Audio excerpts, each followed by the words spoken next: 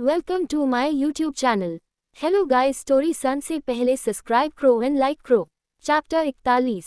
अधृत बेचैन दिल सिर्फ महक को एक बार जी भर के देख लेने से शांत हो जाया करता था। आज भी कुछ ऐसा ही हुआ। वो आगे आया और एक झटके में महक को अपने बाहों में उठाया लिया। वहाँ सभी सर्वेंट्स एंड गार्ड भी थे। एक पल के लिए महक को काफी एम्ब्रेसिंग फील हुआ, लेकिन वो नॉर्मल हो गई ये सोचकर कि आखिर उसे अपनी बाहों में उठाया तो अधृत ने है ना, यही उसके लिए काफी है। वही अधृत बोला, अंडस्को कैसा लगा सरप्राइज। उसकी बात पर महक पहले तो उसके गोरे एरोगेंट चेहरे को देखती है, फिर कहती है ये सरप्राइज था। महक ने जानबूझकर ये सवालिया लहजे में पूछा। हालांकि सच में उसे काफी खुशी हो रही थी, लेकिन वो अधृत से थोड़ा तो प्रैंक कर ही सकती थी। वही महक की बात पर अधृत उसे घूरते हुए बोला, अंडस्को अगर मैं अभी तुम्हें ऐसे ही छोड़ दूं तो। उसकी बात पर महक उसे घूरने लगी। वो अधृत की बात पर गौर फरमाते हुए बोली, अंडस्को आप सच में बहुत बुरे हैं। अब उतारिए मुझे नीचे जल्दी। उद्धरण चिन्ह। अधृत भी मुस्कुराते हुए महक को नीचे उतार दिया। वो दोनों पैलेस के अंदर आए। अब रिशान बाबू और सोना मैडम इसी बात का तो फायदा उठाते हुए रूम में चले आए अपने क्वालिटी टाइम अटेंड करने के लिए। वही महक अधृत के साथ रूम में आ गई। अधृत भी फ्रेश होने चला गया। महक को दोपहर में 1 बजे कंपनी वालों ने कुछ टर्म्स एंड कंडीशंस को समझकर साइन करने के लिए बुलाया था। वही रिशान और सोना रूम में थे। हाँ, वो बात अब अलग है कि इन दोनों ने अभी तक एक दूसरे से ये नहीं कहा था कि वो एक दूसरे को पसंद करते हैं, लेकिन खैर अब प्यार तो आखिर था ना। रिशान ने जबरदस्ती सोना खींचकर रूम में लाया था। वही सोना कंफ्यूज एक्सप्रेशन के साथ बोला, आपने मुझे यहाँ क्यों लाया है? अगर अधृत सर और महक को पता चलेगा तो वो मेरे बारे में क्या सोचेंगे? उद्धरण चिन्ह। उन्हें जो सोचना है वो सोच चुके हैं। अब आगे और कुछ सोचने की जरूरत नहीं है उन्हें। रिशान धीरे से बोला। उसकी बात को सोना नहीं सुन पाई थी, लेकिन उसके हिलते हुए होठों को प्राची देख पा रही थी। वो उसी अंदाज में बोली, अंडस्को क्या कहा आपने? उद्धरण चिन्ह। बेचारा रिशान अपने ख्यालात की दुनिया से बाहर आया, फिर बोला, नो नथिंग, कुछ नहीं। उद्धरण चिन्ह। खैर अब ये बात तो लगभग सभी लोगों को पता चल ही गया था कि रिशान सोना से प्यार करता है और सोना भी उससे प्यार करती है। खैर अब रिशान फाइनली बात करने के कुछ बहाने को ढूंढते हुए बोला, अच्छा बात एक बताओ, तुम महक को कब से जानती हो? उद्धरण चिन्ह। ये सुन प्राची कुछ पल सोचते हुए बोली, अंडस्को 3 साल। उद्धरण चिन्ह। लेकिन धैर्य की इतनी अच्छी किस्मत कहाँ? बाहर से दूर नॉक करने की महक की आवाज आई। सोना तू अंदर है, प्लीज बाहर आ। उद्धरण चिन्ह। सोना जाने लगी। वही रिशान ने उसकी कलाई पकड़कर उसे रोक लिया और ना में अपना सर हिलाते हुए धीरे से बोला, प्लीज मत जाओ। उद्धरण चिन्ह। सोना भी धीरे से बोली, लेकिन महक। उसके इतना कहने भर से महक की एक बार फिर से आवाज आई, सोना जवाब दो। उद्धरण चिन्ह। उसके अगले ही पल रिशान जोर से चिल्लाया, अबे बंदरिया, सोना मेरे कमरे में क्या करेगी? वो यहाँ नहीं है, चल अब मुझे सोने दे और जा भाग यहाँ से। उद्धरण चिन्ह। रिशान की बात महक को भी सही ही लगी। आखिर सोना उसके कमरे में क्या ही करने जाएगी? वो जाने के लिए पलटी ही कि सामने अधृत खड़ा था। वही सोना बोली, अगर महक को कोई जरूरी काम हो तो? उद्धरण चिन्ह। नहीं होगा। रिशान बेफिक्री से इधर उधर देखते हुए बोला तो सोना एक बार फिर जाते हुए बोली, नहीं, मैं जाकर देखती हूँ। सच में उसे चिंता हो रही थी कि अगर महक को उससे जरूरी काम हुआ तो। वही रिशान मुस्कुराते हुए सीधा सोना की कमर में अपने हाथ को लपेटकर सीधा उसकी लिप्स पर अपने लिप्स रख देता है। इस वक्त सोना को शांत कराने का रिशान के पास इससे अच्छा रास्ता कोई और नहीं मिला, लेकिन सोना के लिए तो ये सब एकदम शॉकिंग था। इस वक्त रिशान रॉक्ड था तो सोना शॉक्ड थी। वही महक अधृत को देखते हुए बोली, पता नहीं सोना यहाँ भी नहीं है, अब मैं मिसेज राव का नंबर कैसे लूँ? उद्धरण चिन्ह। ये सुनते ही अधृत के चेहरे में एक छुपी हुई मुस्कान तैर गई। वो एकदम कॉन्फिडेंटली बोला, अंडस्को यही है सोना रिशान। उद्धरण चिन्ह। आप इतने उम्मीद के साथ कैसे कह सकते हैं? महक कंफ्यूजनली बोली तो अधृत ने महक को अपनी गोद में उठाते हुए दूर के ऊपर करते हुए बोला, यकीन नहीं तो खुद देख लो। उद्धरण चिन्ह। महक एक नज़र रिशान के रूम के दूर के ऊपर वाले पार्ट को देखती है जो मिरर का था। महक पहले तो सोची क्या ये सही होगा दूसरे के रूम में झांकना, लेकिन अधृत फिर से उसे देखने का इशारा करता है तो इस बार महक भी सोचने लगी, भाई अब अगर रिशान और सोना ने मिलकर झूठ कहा है तो वो जरूर देखेगी कि सोना यहाँ है या नहीं। महक ऊपर झांक कर देखने लगी, और तेरी इन दोनों का तो मस्त रोमांस चल रहा है, कहकर अगले ही पल महक ने अपनी नजरें फिर ली। अधृत ने भी उसे अपनी गोद में लिए ही वापस रूम में चला गया। वही महक तो जैसे सदमे में थी। दरअसल महक ने जब देखा तब महक ने ये देख लिया था रिशान और सोना के इस पैशनेट किस को देख लिया था। वो सोच भी नहीं सकती थी कि सोना और रिशान इतने आगे बढ़ गए हैं। वही रिशान ने सोना को छोड़ दिया। सोना भागते हुए शर्म के मारे चली गई। आज उसकी और रिशान की ये पहली किस थी। रिशान का दिल भी काफी रिलैक्सिंग फील करा रहा था। खैर अब सोना अपने रूम में भाग गई। शर्म से वो इतनी पानी पानी हुए जा रही थी कि वो इतना तक भूल गई कि महक ने सुबह ही उससे मिसेज राव का नंबर मांगा था उसे, लेकिन उसने अभी तक नहीं दिया था नंबर। मिसेज राव एंटरटेनमेंट इंडस्ट्रीज का एक जाना माना नाम था। अभी जिस ग्लोरियस कंपनी से महक और तन्वी सीक्रेट मैगजीन के लिए शूट करने वाली थी वो उसकी मैनेजर थी। वही अधृत ने राहुल से कहकर मिसेज राव का नंबर निकाल कर महक को दे दिया। और वैसे भी अधृत के लिए ये नंबर निकालवा कर महक को देना कोई बड़ी बात नहीं थी। महक ने मिसेज राव के पास कॉल किया। लो मिसेज राव, मैं महक चौरसिया सीक्रेट मैगजीन शूट की मॉडल। उसकी बात पर मिसेज राव बोली, ये इस महक जी कहिए। मैम क्या इस शूट में तन्वी तिवारी नाम की मॉडल भी है मुंबई के एस के ग्रुप से। दरअसल महक कंफर्म होना चाहती थी कि क्या सच है तन्वी ही इस शूट में जा रही है या वो कोई झूठ कह रही है। वही उसकी बात पर मिस राव एकदम से कंफ्यूज हो गई। मिस महक देखो, इस शूट में एक आप हैं और एक अमेरिका की इंटरनेशनल कंपनी से मॉडल हैं जिसका नाम डिम्पल खरेल है। ओके के थैंक यू मैम, कहकर महक ने कॉल कट कर दिया। लेकिन वो अब तन्वी पर हैरत थी कि वो मीडिया के सामने इतना बड़ा झूठ कैसे बोल सकती है।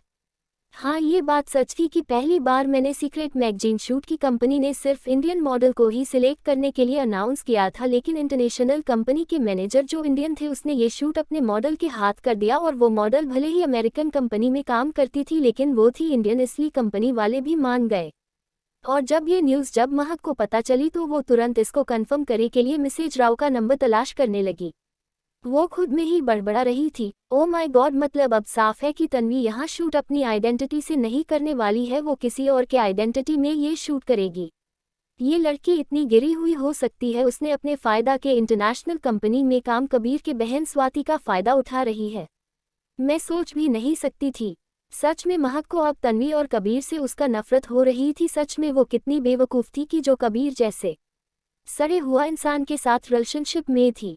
छाछे अब बात पूरी तरह क्लियर हो चुका था कि तन्वी भले ही ये शूट मीडिया में अपने फोटो को दिखाने के लिए करने वाली है, लेकिन ये शूट उसे स्वाति की वजह से ही मिली, वरना तो उसके बिना टैलेंटेड मॉडल की स्वाति ने ही अपनी कंपनी की एक मॉडल डिम्पल खरेल के नाम पर तन्वी को इस शूट में काम दिया था। और वैसे भी सीक्रेट मैगजीन शूट था तो साफ साफ है इसकी मॉडल भी सीक्रेट है, जिससे उनके फेस लीक ना हो। और इसी बात का फायदा तन्वी, कबीर और स्वाति उठा रही थी। हालांकि ये बात सच थी कि स्वाति का नाम बहुत बड़ा था क्योंकि वो इंटरनेशनल इंडस्ट्रीज की मैनेजर की पोस्ट पर थी, जो काफ़ी बड़ी पोस्ट थी। लेकिन हाँ, अगर मीडिया वाले या कंपनी वाले को ज़रा भी इस बात की भनक लग गई तो उसका बना बनाया करियर पूरी तरह चौपट हो जाएगी। एक तरह से ये स्वाति के लिए भी बहुत बड़ा रिस्क था जो वो कबीर की चिकनी बातों में कर रही थी। महक को अब सारा माजरा समझ में आ रहा था कि आखिर हो क्या रहा है, लेकिन वो इतनी सीधी बिल्कुल नहीं थी जो शांति से ये सब होने दे। उसने सारी बात अधृत को बताई जो वही रूम में ही था। अधृत के चेहरे पर एक ईवल स्माइल आ गई। फिर वो एक मैगजीन को पढ़ते हुए बोला, अंडरस्को, अगर मैं ये पूरा शूट ही खरीद लूँ और इसकी पर्सनल मॉडल तुम बन जाओ तो कैसा रहेगा। उद्धरण चिन्ह, मतलब मैं समझी नहीं। महक ना समझी वाले तरीके से बोली तो अधृत उसे अपनी गोद में बैठाते हुए बोला, अंडरस्को, मतलब तुम्हें तन्वी का प्लान सबके सामने लाना है ना, तो फिर अब ये शो होगी जरूर होगी, लेकिन मेरे अंडर में। और इस ईयर इस शो की मॉडल हिडन नहीं रहेगी, वो भी फ्रंट पेज में आएगी। और जब तन्वी सामने आएगी तो उसकी सच्चाई हर किसी को पता चल जाएगी। फिर मार्केट में तन्वी की वैल्यू क्या रह जाएगी वो तुम अच्छे से जानती हो। उद्धरण चिन्ह, अधृत की बात एक हद तक क्या सारी हद तक बहुत सही था। महक भी सोच रही थी, लेकिन इससे तन्वी की सच भी था तो वो भला क्यों मुकरती। इस बात से फाइनली वो भी मान गई। अधृत ने तुरंत अपने अमेरिका वाले कंपनी के मैनेजर रॉबर्ट को कॉल लगाया और उससे बोला, मुझे अभी सीक्रेट मैगजीन शो के ओनर से बात करना है। और बॉस, उधर से आवाज आई। अधृत ने कॉल कट कर दिया। वही महक जो ना जाने क्यों पर ये कबीर, स्वाति और तन्वी की बर्बादी को सोच सोच कर ही कितना खुश हुए जा रही थी। आज अगर इन तीनों का करियर बर्बाद हो जाता तो महक का बदला शायद पूरा होता। वही सोना तो ये सोच सोच कर शर्म से मरी जा रही थी कि रिशान ने उसकी फर्स्ट किस ले ली है। हालांकि उसका मन तो इतना ज्यादा खुश हो रहा था जिसका कोई कहना नहीं, लेकिन फिर भी वो अपने मन को समझा रही थी, रिशान एक अमीर घर के साथ साथ रॉयल फैमिली का लड़का है। अगर आज वो रिशान से ज्यादा प्यार करने की भूल कर बैठी और बाद में उसे अगर अनाथ बोलकर दुत्कार दिया गया तो। इन सब चीजों से सोना डरती थी, बहुत डरती थी। चैप्टर 42। अब बॉस, उधर से आवाज आई। अधृत ने कॉल कट कर दिया। वही महक जो ना जाने क्यों पर ये कबीर, स्वाति और तन्वी की बर्बादी को सोच सोच कर ही कितना खुश हुए जा रही थी। आज अगर इन तीनों का करियर बर्बाद हो जाता तो महक का बदला शायद पूरा होता। वही सोना तो ये सोच सोच कर शर्म से मरी जा रही थी कि रिशान ने उसकी फर्स्ट किस ले ली है। हालांकि उसका मन तो इतना ज्यादा खुश हो रहा था जिसका कोई कहना नहीं, लेकिन फिर भी वो अपने मन को समझा रही थी। रिशान एक अमीर घर के साथ साथ रॉयल फैमिली का लड़का है। अगर आज रिशान से ज्यादा प्यार करने की भूल कर बैठी और बाद में उसे अगर अनाथ बोलकर दुत्कार दिया गया तो।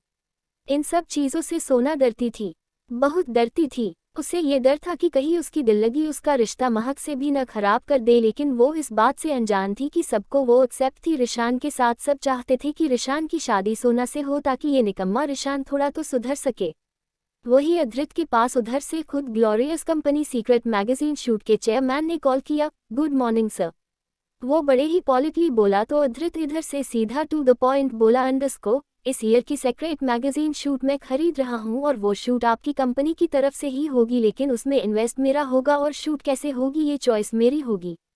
बट सर, इससे आगे वो कुछ बोल पाते कि अधृत बोला, मैं आपसे पूछ नहीं रहा हूं, बता रहा हूं। मेरा मैनेजर अभी आपके ऑफिस जा रहा है शूट की कॉन्ट्रैक्ट साइन कराने। सर, उधर से वो बोला। हालांकि ग्लोरियस कंपनी अमेरिका की सबसे बड़ी कंपनी में से एक थी, उसका नाम पूरे वर्ल्ड में आग की तरह फैला हुआ था, लेकिन फिर भी उस कंपनी के चेयरमैन तक की हिम्मत नहीं थी कि वो अधृत रघुवंशी को मना कर सके, और तो और उसके जुबान में भी अधृत के लिए सही वर्ड था। खैर, लेकिन हाँ, एक बात और थी, अगर इस ईयर के सीक्रेट मैगजीन शूट का इन्वेस्टर अधृत रघुवंशी बनता है तो इतना डेफिनेटली फाइनल है कि ये शूट अब तक की सबसे हिट जाएगी। कॉल कट होने के बाद महक बोली, वाह आप भी गजब करते हैं, किसी को भी डरा धमका कर कुछ भी करा लेते हैं। अधृत भी एक एविल स्माइल के साथ बोला, because I am a devil, लेकिन मुझे तो इस डेविल से मोहब्बत है। महक भी मुस्कुराते हुए बोली तो अधृत हंसते हुए महक खिंचकर अपनी गोद में बैठा लिया, और मैं तुम्हारा डेविल आशिक।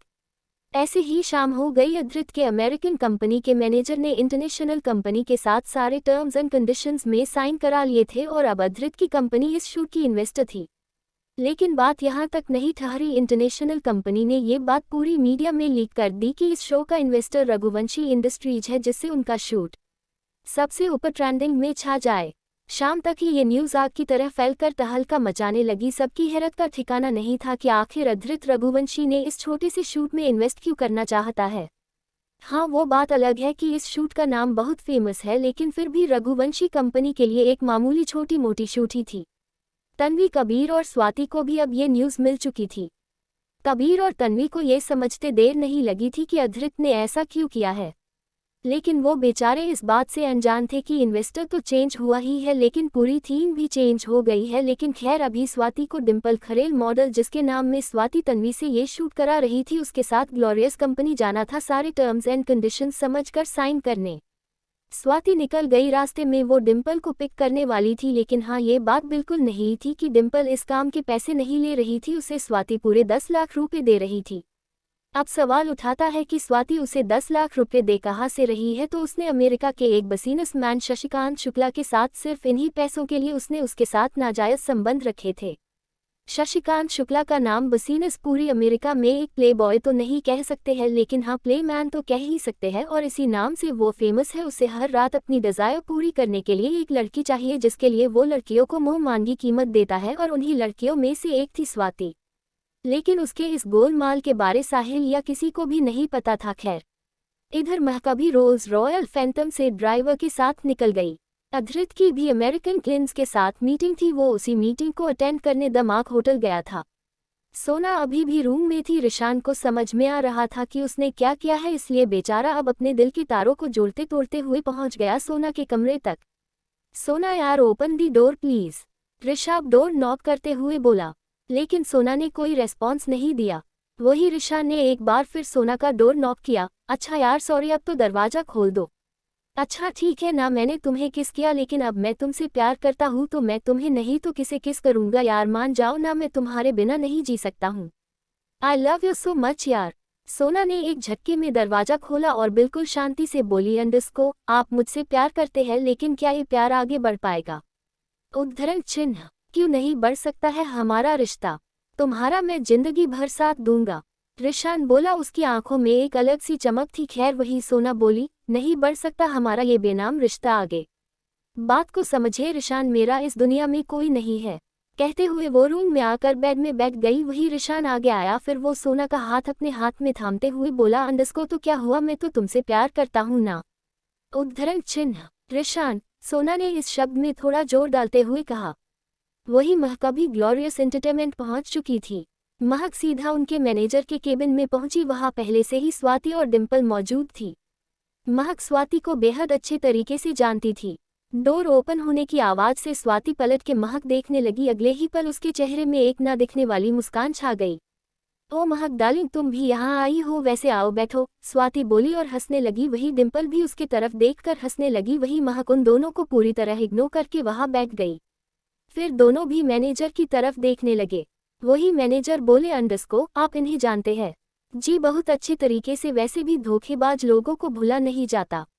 महक हंसते हुए बोली। उसकी बात पर मैनेजर बोली, खैर ये सब छोड़िए, वैसे आपको पता है ना इस शूट के इन्वेस्टर मिस्टर अधृत रघुवंशी की कंपनी रघुवंशी इंडस्ट्रीज है और सारी पसंद उनकी ही होगी। जी मैम, डिम्पल और महक साथ में बोली। खैर लेकिन महक को तो मन ही मन इतनी खुशी हो रही थी जिसका कोई कहना नहीं था। वो तो सारी बातें जानती थी। ऐसे ही महक वापस पर साइन करके चली गई। अब इस शूट का कॉन्ट्रैक्ट इनका पक्का हो चुका था। 2 दिन के बाद शूट थी और फाइनली वो दिन भी आ गया। आज से क्रेक मैगजीन शूट था। अधृत की कंपनी ने इस शूट में पूरा इन्वेस्ट किया था और कर भी रहा था। अधृत की कंपनी से कुछ स्टाफ थे। महक अभी आ गई, तन्वी और कबीर अभी साइड से थे। वही एक अनाउंसमेंट हुआ, इस शूट में मॉडल्स मास्क का यूज नहीं कर सकती है, ये इन्वेस्टर का ऑर्डर है।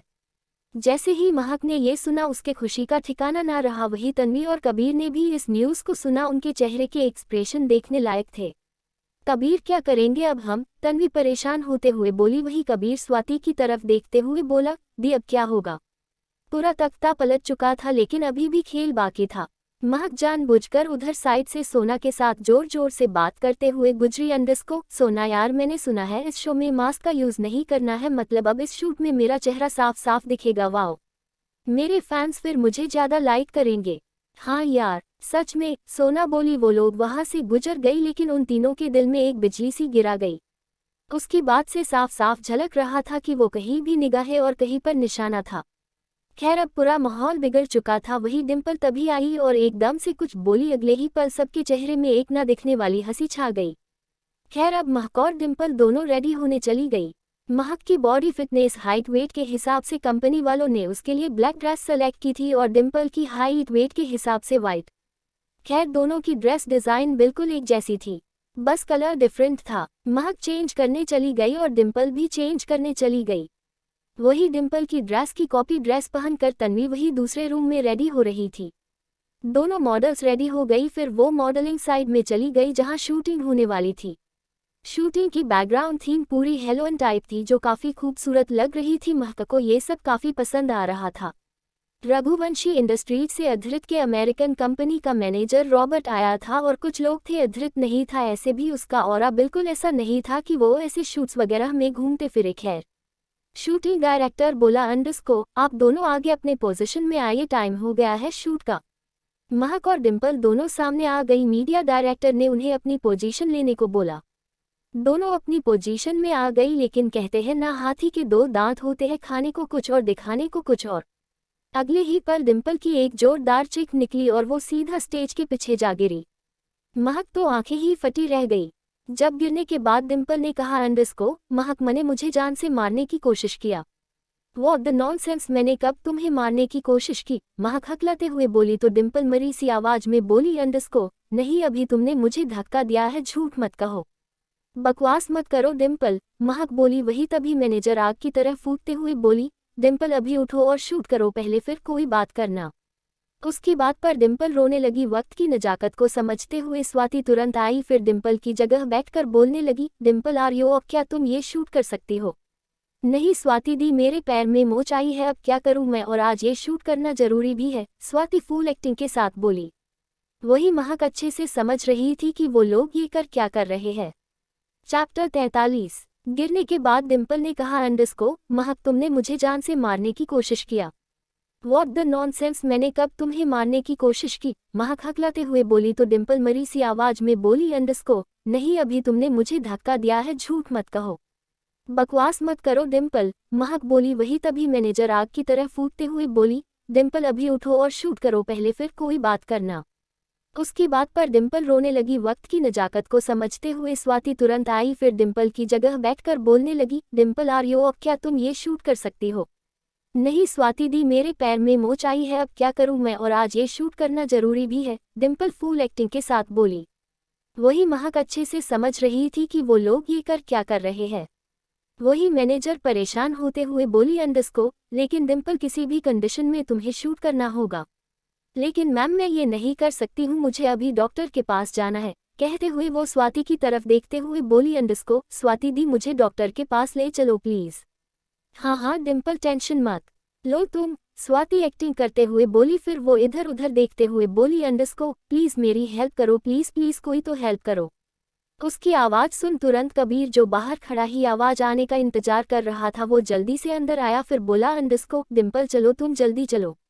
कहते हुए कबीर ने डिम्पल को अपनी गोद में उठाया, फिर बाहर जाने लगा। महक तो आंख फाड़े बस देखे जा रही थी, लेकिन मैनेजर का तो दिमाग ही सटक गया। वो जाते जाते बोली अंडरस्को, लेकिन अब शूट कौन करेगा? उसकी बात सुनकर डिम्पल इनोसेंटली बोली अंडरस्को, क्या मेरी जगह में कोई सब्स्टिट्यूट मॉडल बन सकती है? अभी शायद कोई और ऑप्शन भी नहीं था। मैनेजर जल्दी से बोली अंडरस्को, यस मेरी फ्रेंड तन्वी मेरी जगह ये शूट अप करेगी। तो कहते हुए डिम्पल ने कबीर को चलने का इशारा किया तो कबीर उसे लेकर निकल गया, लेकिन स्वाति वहीं रुक गई और बोली अंडरस्को, मैं अभी तन्वी को रेडी करके लाती हूँ, बस 10 मिनट में। कहते हुए वो चली गई। महक भी उन सब नौटंकियों और उनकी ऐसी शातिर चाल को देखकर तो एक पल के लिए हिल ही गई थी। सच में कैसे उन लोगों में झूठ कहा और फाइनली कबीर को इस शूट तक पहुंचा ही दिया।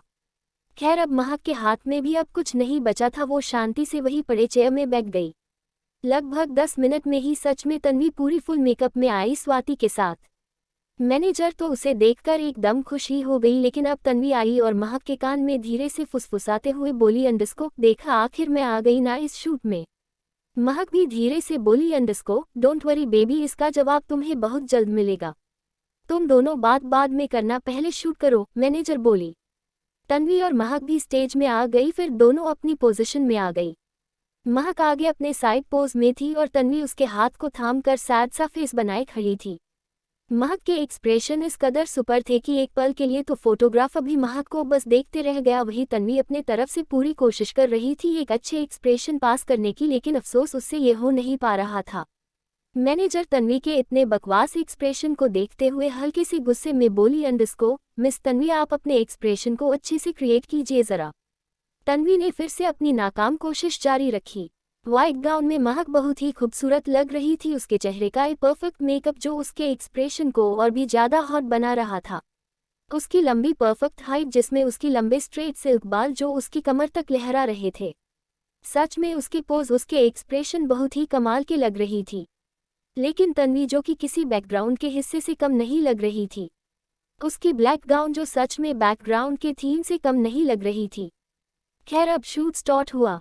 दोनों ने अलग अलग पोज दिया, लेकिन हर पोज में महक अपनी एक पर्सनालिटी क्रिएट कर रही थी। खैर लेकिन अब महक और कबीर की शूट खत्म हुए। शूट खत्म होते ही फोटोग्राफर एकदम तेजी से बोल पड़ा अंडरस्को, वाओ मिस महक आपने तो कमाल ही कर दिया। महक भी मुस्कुराए और थैंक यू बोलकर वहां से निकल गई, लेकिन वही तन्वी जो अपने अप्रिशिएट होने का इंतजार ही करती रह गई, लेकिन किसी ने कुछ नहीं कहा। फाइनली वो भी बाहर निकल गई। कबीर और स्वाति बाहर ही थे। शूट के वक्त स्वाति बाहर आ गई था क्योंकि कबीर ने उसे बुलाया था बात करने के लिए, इसलिए उनमें से किसी को भी तन्वी के गोलमाल के बारे में नहीं पता था। कबीर उसे देखकर खुश होते हुए बोला अंडरस्को, बेबी कैसा रहा तुम्हारा शूट? उसकी बात सुनकर तन्वी अपने चेहरे पर झूठी मुस्कान बिखेर कर बोली अंडरस्को, बहुत अच्छा बेबी। महक का चेहरा तो देखने लायक था सच में। उद्धरण चिन्ह। उसके इतना कहते ही कबीर बोला अंडरस्को, और कब चले? दोनों और स्वाति निकल गए। हालांकि तन्वी जानती थी कि उसका शूट किसी को कोई खास पसंद नहीं आया है, लेकिन वो अपनी इमेज किसी के भी सामने कैसे बिगाड़ सकती थी। ये सीक्रेट मैगजीन 2 दिनों के बाद पब्लिश होने वाली थी। ऐसे ही रात हो गई थी। महक विला आ चुकी थी, वो सीधा अपने रूम में आ गई। अधृत अभी तक नहीं आया था। महक बहुत ज्यादा थक चुकी थी। वो फ्रेश होकर बेड में लेट गई, लेकिन अगले ही पल उसके फोन में अंजलि जी का कॉल आया। अंडस्को नमस्ते मॉम। खुश रहो बेटा, क्या कर रही हो? अंजलि जी मुस्कुराते हुए बोली तो महक बोली अंडस्को मैं ठीक हूँ मोम, कहिए कैसे कॉल करना हुआ?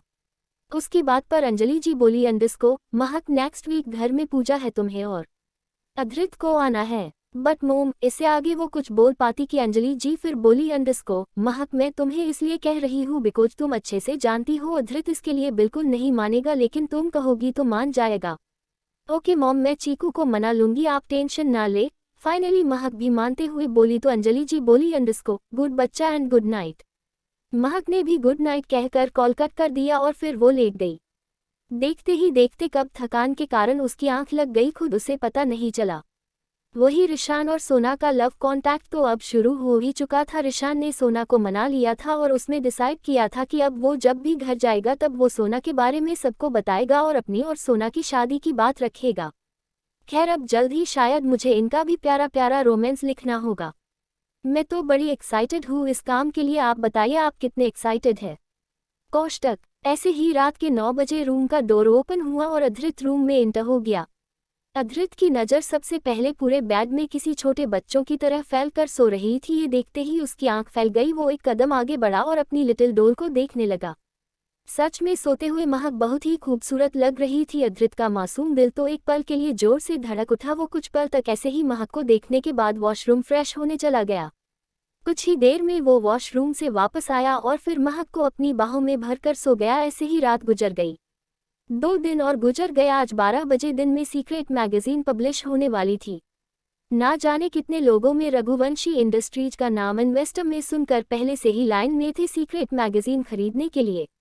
महक भी बेसब्री से मैगजीन पब्लिश होने वाली थी। आज मैगजीन पब्लिश होती तो महक और अधृत कल वापस मुंबई आ जाने वाले थे और कुछ इसी तरह का प्लान तन्वी और कबीर का था।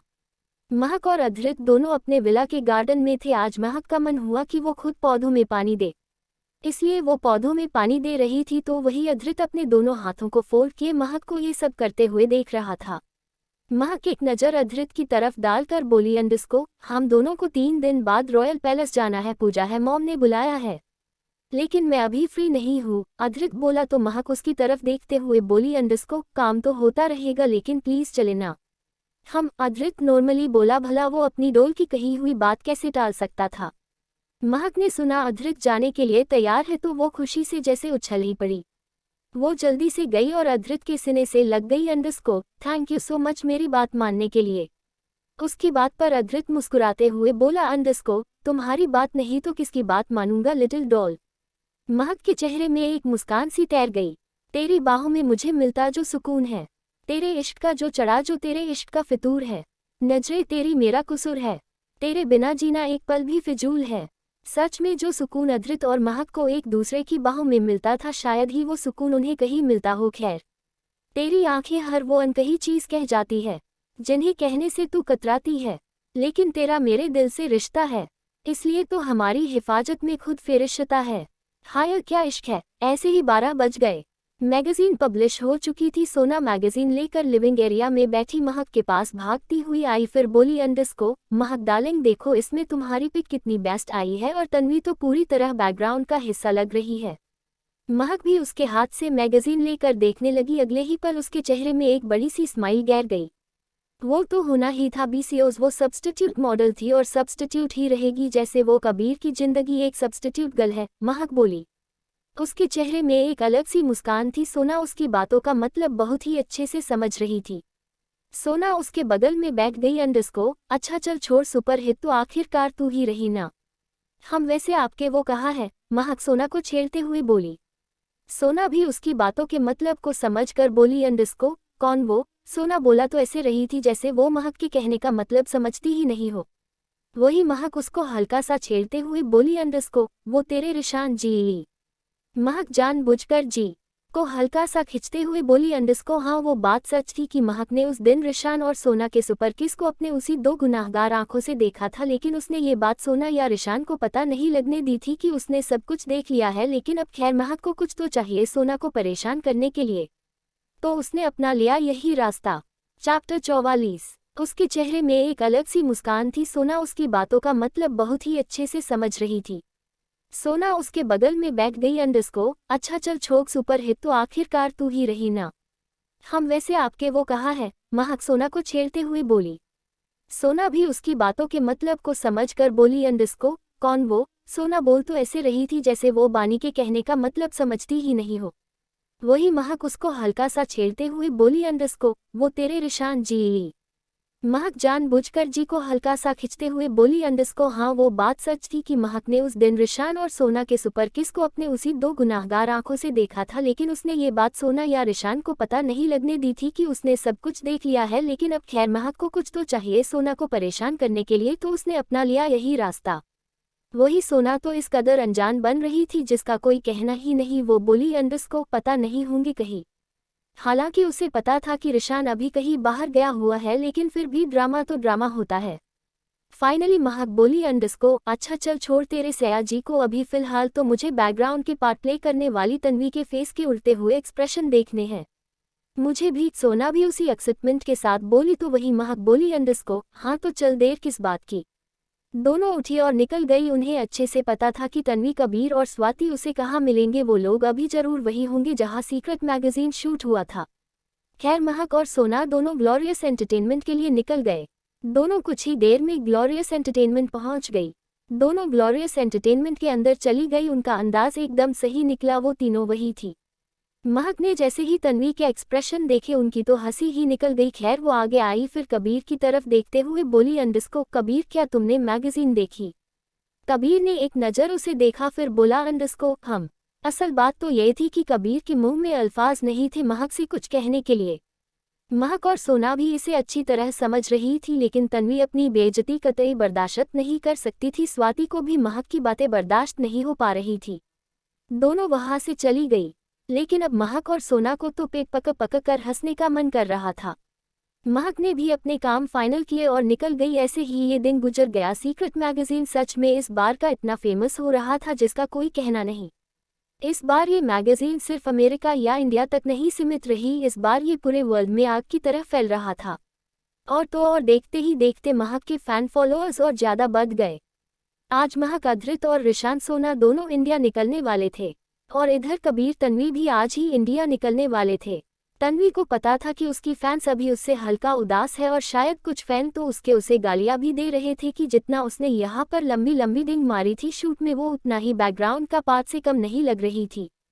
खैर अब तन्वी भी क्या ही कर सकती थी, अब उसकी पर्सनैलिटी ही कुछ ऐसी थी। महक रेडी हो गई थी। वो रेडी होकर बाहर आई तो सोफे में बैठा अधृत बस महक की हॉटनेस में ही मंत्रमुग्ध होने लगा। आज महक में लाइट पर्पल ऑर्गेन्जा साड़ी पहनी थी जिसमें सच में वो बहुत ज़्यादा हॉट लग रही थी। खैर अब महक की भी तो नजरें हमारे अधृत बाबू से हटने का नाम तो ले नहीं रही थी। अधृत भी वॉट में ब्लैक स्ट्राइप्स थरी शूट पीस में काफ़ी हॉट लग रहा था। खैर अब महक और अधृत दोनों में से कोई तो कम नहीं था। दोनों की हॉटनेस हाय पूरे कमरे में आग लगाते रहती थी। इधर हमारे रिशान सोना भी एक दूसरे के ख्यालों में मग्न तैयार हो रहे थे। रिशान ने तो डिसाइड कर ही लिया था कि इस बात पूजा में, जब 2 दिन बाद उन्हें ऐसे भी दिल्ली जाना ही था पूजा में। हाँ वो बात अलग है कि सोना नहीं जा सकती थी, लेकिन अगर रिशान का बस चले तो वो सोना को अपने पास हमेशा रखता, लेकिन उसके लिए भी लाइसेंस चाहिए, और वो लाइसेंस उसे तब ही मिलता जब उसकी शादी सोना से होती। रिशान बाबू और सोना मैडम एयरप्लेन से जाने वाले थे, तो वही अधृत और महक अधृत की रॉयल जेट से जाने वाले थे, बिकॉज रिशान को जेट में सफ़र करना बिल्कुल पसंद नहीं था। महक अधृत की तरफ देखते हुए बोली। अंडरस्को अच्छा एक बात बताइए, अगर फ्यूचर में कभी तन्वी ने आपके कंपनी में काम करने के लिए रिज्यूम दिया तो आप उसे अपने कंपनी में एज मॉडल अपॉइंट करेंगे? अधृत ने महक की ऐसी बिना सर पैर वाली बातें सुनकर बोल पड़ा। अंडरस्को और ये तुम क्यों बोल रही हो?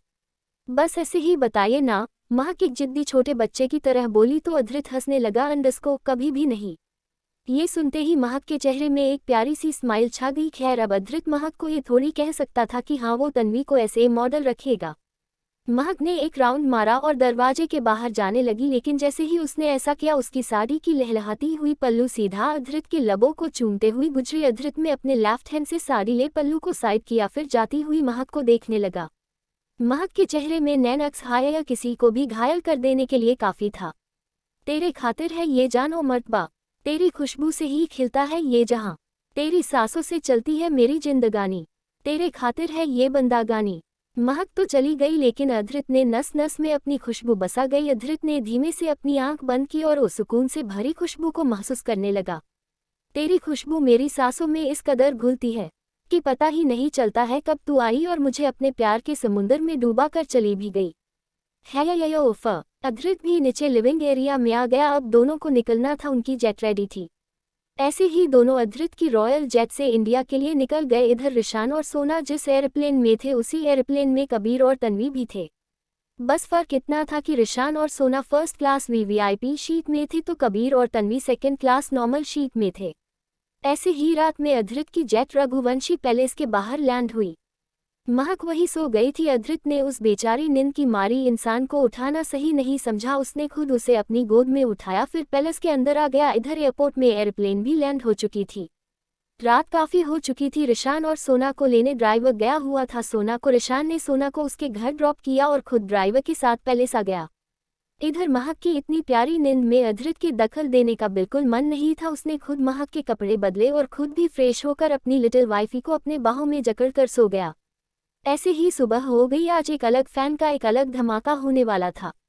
महक सोकर उठी और मस्त सुबह सुबह लैपटॉप लेकर बैठ गई। आज तन्वी लाइव आने वाली थी अपने फैन के लिए, लेकिन महक उस लाइव को देखने के लिए इतना ज़्यादा एक्साइटेड थी कि उसने अपनी एक फेक आई बनाई और तन्वी के लाइव आने का इंतजार करने लगी। वही अधृत जब फ्रेश होकर आया तो महक को ऐसे देखकर उसकी आईब्राउज आपस में सिकुड़ गई। ये क्या है? अधृत एकदम कोल्ड वॉइस में बोला तो महक की नजरें उसकी तरफ चली गई। अगले ही पल उसके चेहरे में खिसियाई सी हंसिया आ गई। वो अपने दांत दिखाते हुए बोली, अंडरस्को आज फैन धमाका है तन्वी के लाइव में और वो मैं भी देख। उद्धरण चिन्ह। इससे आगे वो कुछ बोल पाती कि अधृत बोला, अंडरस्को पहले ब्रश करो और चेंज करके ब्रेकफास्ट करो प्लीज ना, आप जाइए मैं कर लूंगी। महक अपने गालों को किसी छोटे बच्चे की तरह पाउट बनाते हुए बोली। तो अधृत उसे घूरने लगा। अंडरस्को बिल्कुल नहीं। अच्छा ठीक, कहते हुए महक मुंह बनाकर अपने पैर पटककर वॉशरूम की तरफ चली गई। वही अधृत उसकी क्यूटनेस को देखकर एक तीखी मुस्कान पास करने लगा। उसने वार्डरोब खोला और उसमें से अपने लिए 3-पीस सूट निकालकर चेंजिंग रूम की तरफ चला गया। वही महक 5 मिनट के अंदर ही वॉशरूम से फ्रेश होकर आई। फिर उसने जल्दी से चेंज किया और वापस कैमरा ऑफ करके लैपटॉप लेकर बैठ गई। तन्वी अपना लाइव स्टार्ट कर चुकी थी। थोड़ी देर में जब अधृत आया तो एक बार फिर वो महक की तरफ देखते हुए बोला, अंडरस्को ब्रेकफास्ट किया तुमने? नहीं प्लीज खिला दीजिए ना मुझे आज आप। महक इनोसेंट सी शक्ल बनाकर बोली तो अधृत के चेहरे में एक छुपी हुई मुस्कान आ गई। उसने कॉल करके रूम में ही ब्रेकफास्ट लाने को कहा। फिर वो महक के बगल में आकर बैठ गया। वही तन्वी अपने लाइव में अपने फैंस से बोल रही थी, अंडरस्को गाइस पहले तो मैं आप सबको सॉरी कहना चाहूंगी कि मेरा ये शूट बिल्कुल भी अच्छा नहीं गया, लेकिन इसमें मेरी कोई गलती नहीं थी। एक फैन ने कहा, अंडरस्को तो किसकी गलती है? तन्वी ने फिर कहा, अंडरस्को महक की। उसने जबरदस्ती मेरी पोजीशन मुझसे छीन ली थी और उसने मेरे ड्रेसअप को भी मुझसे छीन लिया था, जिसकी वजह से मेरी ड्रेस इस तरह की डिस्कलर लग रही थी। उद्धरण चिन्ह। जैसे ही महक ने ये सुना उसका दिमाग ही पगला गया। मतलब क्या है यार, ये औरत भी मतलब कुछ भी कहती है। अब मैंने कब इसकी ड्रेस या इसकी पोजीशन छीनी? अब महक के दिमाग में बस यही बात चल रही थी। वही अधृत ने भी जब ये सुना उसकी हंसी ही निकल गई। मतलब कोई अपने आप को ऊंचा करने के लिए किसी को भी कुछ भी कह सकता है। हाउ डिस्गस्टिंग यार। वही तन्वी के एक फैन ने उससे सवाल किया, अंडरस्को मैम अब आपका अगला प्रोजेक्ट कौन सा होने वाला है? तन्वी फिर से बोली, अंडरस्को अब 6 मंथ तक कोई प्रोजेक्ट नहीं करूंगी मैं बीसीओज में अभी कुछ दिनों के लिए अपने फैमिली के पास जा रही हूँ। लेकिन तन्वी का ये कहना साफ साफ महक के सामने झलक रहा था कि वो क्या कह रही है। हाँ वो प्रेग्नेंट थी और अब उसकी प्रेगनेंसी 4 मंथ क्रॉस कर चुकी थी, इसलिए उस अब इन सब से ब्रेक लेना बहुत जरूरी था। 5 मंथ बाद बेबी और 1 मंथ हॉस्पिटल बेबी केयर के लिए, इसलिए तन्वी और कबीर ने मिलकर डिसाइड किया था कि अब वो 6 मंथ के लिए रेस्ट में रहेगी। लेकिन पूरी मीडिया या हर किसी को ये पता होगा कि वो अपनी फैमिली के पास गई है और 6 मंथ बाद ही आएगी। लेकिन महक भी बुद्धू नहीं थी जो वो तन्वी की बात को नहीं समझती। खैर वही एक फैन ने कहा, अंडरस्को लेकिन मैम अगर आप 6 मंथ का ब्रेक लेती है तो मिस महक आपकी जगह आने की कोशिश करेगी जैसे उसने शो में किया। उसके चेहरे में एक अलग सी मुस्कान थी। सोना उसकी बातों का मतलब बहुत ही अच्छे से समझ रही थी।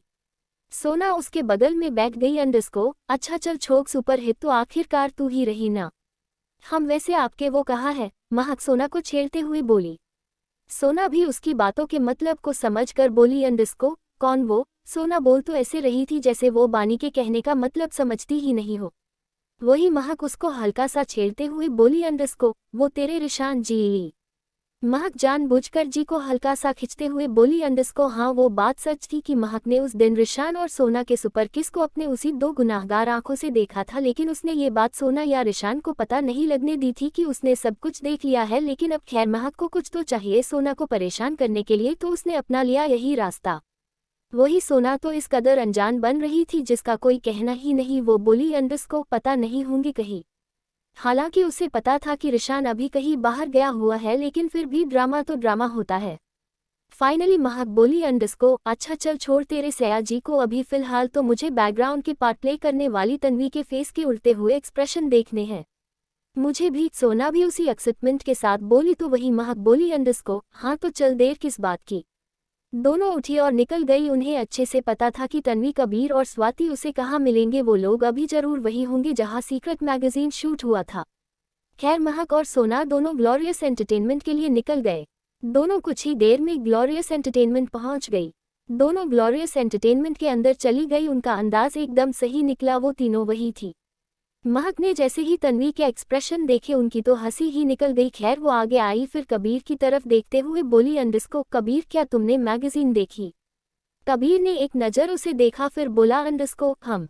असल बात तो ये थी कि कबीर के मुंह में अल्फाज नहीं थे महक से कुछ कहने के लिए। महक और सोना भी इसे अच्छी तरह समझ रही थी, लेकिन तन्वी अपनी बेइज्जती कतई बर्दाश्त नहीं कर सकती थी। स्वाति को भी महक की बातें बर्दाश्त नहीं हो पा रही थी। दोनों वहां से चली गई, लेकिन अब महक और सोना को तो पेट पक पक कर हंसने का मन कर रहा था। महक ने भी अपने काम फाइनल किए और निकल गई। ऐसे ही ये दिन गुजर गया। सीक्रेट मैगजीन सच में इस बार का इतना फेमस हो रहा था जिसका कोई कहना नहीं। इस बार ये मैगजीन सिर्फ अमेरिका या इंडिया तक नहीं सीमित रही, इस बार ये पूरे वर्ल्ड में आग की तरह फैल रहा था। और तो और देखते ही देखते महक के फैन फॉलोअर्स और ज़्यादा बढ़ गए। आज महक, अधृत और रिशान सोना दोनों इंडिया निकलने वाले थे, और इधर कबीर तन्वी भी आज ही इंडिया निकलने वाले थे। तन्वी को पता था कि उसकी फैंस अभी उससे हल्का उदास है, और शायद कुछ फैन तो उसे गालियां भी दे रहे थे कि जितना उसने यहाँ पर लंबी लंबी डिंग मारी थी शूट में, वो उतना ही बैकग्राउंड का पार्ट से कम नहीं लग रही थी। खैर अब तन्वी भी क्या ही कर सकती थी, अब उसकी पर्सनैलिटी ही कुछ ऐसी थी। महक रेडी हो गई थी। वो रेडी होकर बाहर आई तो सोफे में बैठा अधृत बस महक की हॉटनेस में ही मंत्रमुग्ध होने लगा। आज महक में लाइट पर्पल ऑर्गेन्जा साड़ी पहनी थी, जिसमें सच में वो बहुत ज़्यादा हॉट लग रही थी। खैर अब महक की भी तो नजरें हमारे अधृत बाबू से हटने का नाम तो ले नहीं रही थी। अधृत भी वॉट में ब्लैक स्ट्राइप्स थरी शूट पीस में काफ़ी हॉट लग रहा था। खैर अब महक और अधृत दोनों में से कोई तो कम नहीं था। दोनों की हॉटनेस हाय पूरे कमरे में आग लगाते रहती थी। इधर हमारे रिशान सोना भी एक दूसरे के ख्यालों में मग्न तैयार हो रहे थे। रिशान ने तो डिसाइड कर ही लिया था कि इस बात पूजा में, जब 2 दिन बाद उन्हें ऐसे भी दिल्ली जाना ही था पूजा में। हाँ वो बात अलग है कि सोना नहीं जा सकती थी, लेकिन अगर रिशान का बस चले तो वो सोना को अपने पास हमेशा रखता, लेकिन उसके लिए भी लाइसेंस चाहिए, और वो लाइसेंस उसे तभी मिलता जब उसकी शादी सोना से होती। रिशान बाबू और सोना मैडम एयरप्लेन से जाने वाले थे, तो वही अधृत और महक अधृत की रॉयल जेट से जाने वाले थे, बिकॉज रिशान को जेट में सफ़र करना बिल्कुल पसंद नहीं था। महक अधृत की तरफ देखते हुए बोली, अंडस्को अच्छा एक बात बताइए, अगर फ्यूचर में कभी तन्वी ने आपके कंपनी में काम करने के लिए रिज्यूम दिया तो आप उसे अपने कंपनी में एज मॉडल अपॉइंट करेंगे? अधृत ने महक की ऐसी बिना सर पैर वाली बातें सुनकर बोल पड़ा, अंडस्को और ये तुम क्यों बोल रही हो? बस ऐसे ही बताइए ना, महक एक जिद्दी छोटे बच्चे की तरह बोली। तो अधृत हंसने लगा, अंडस्को कभी भी नहीं।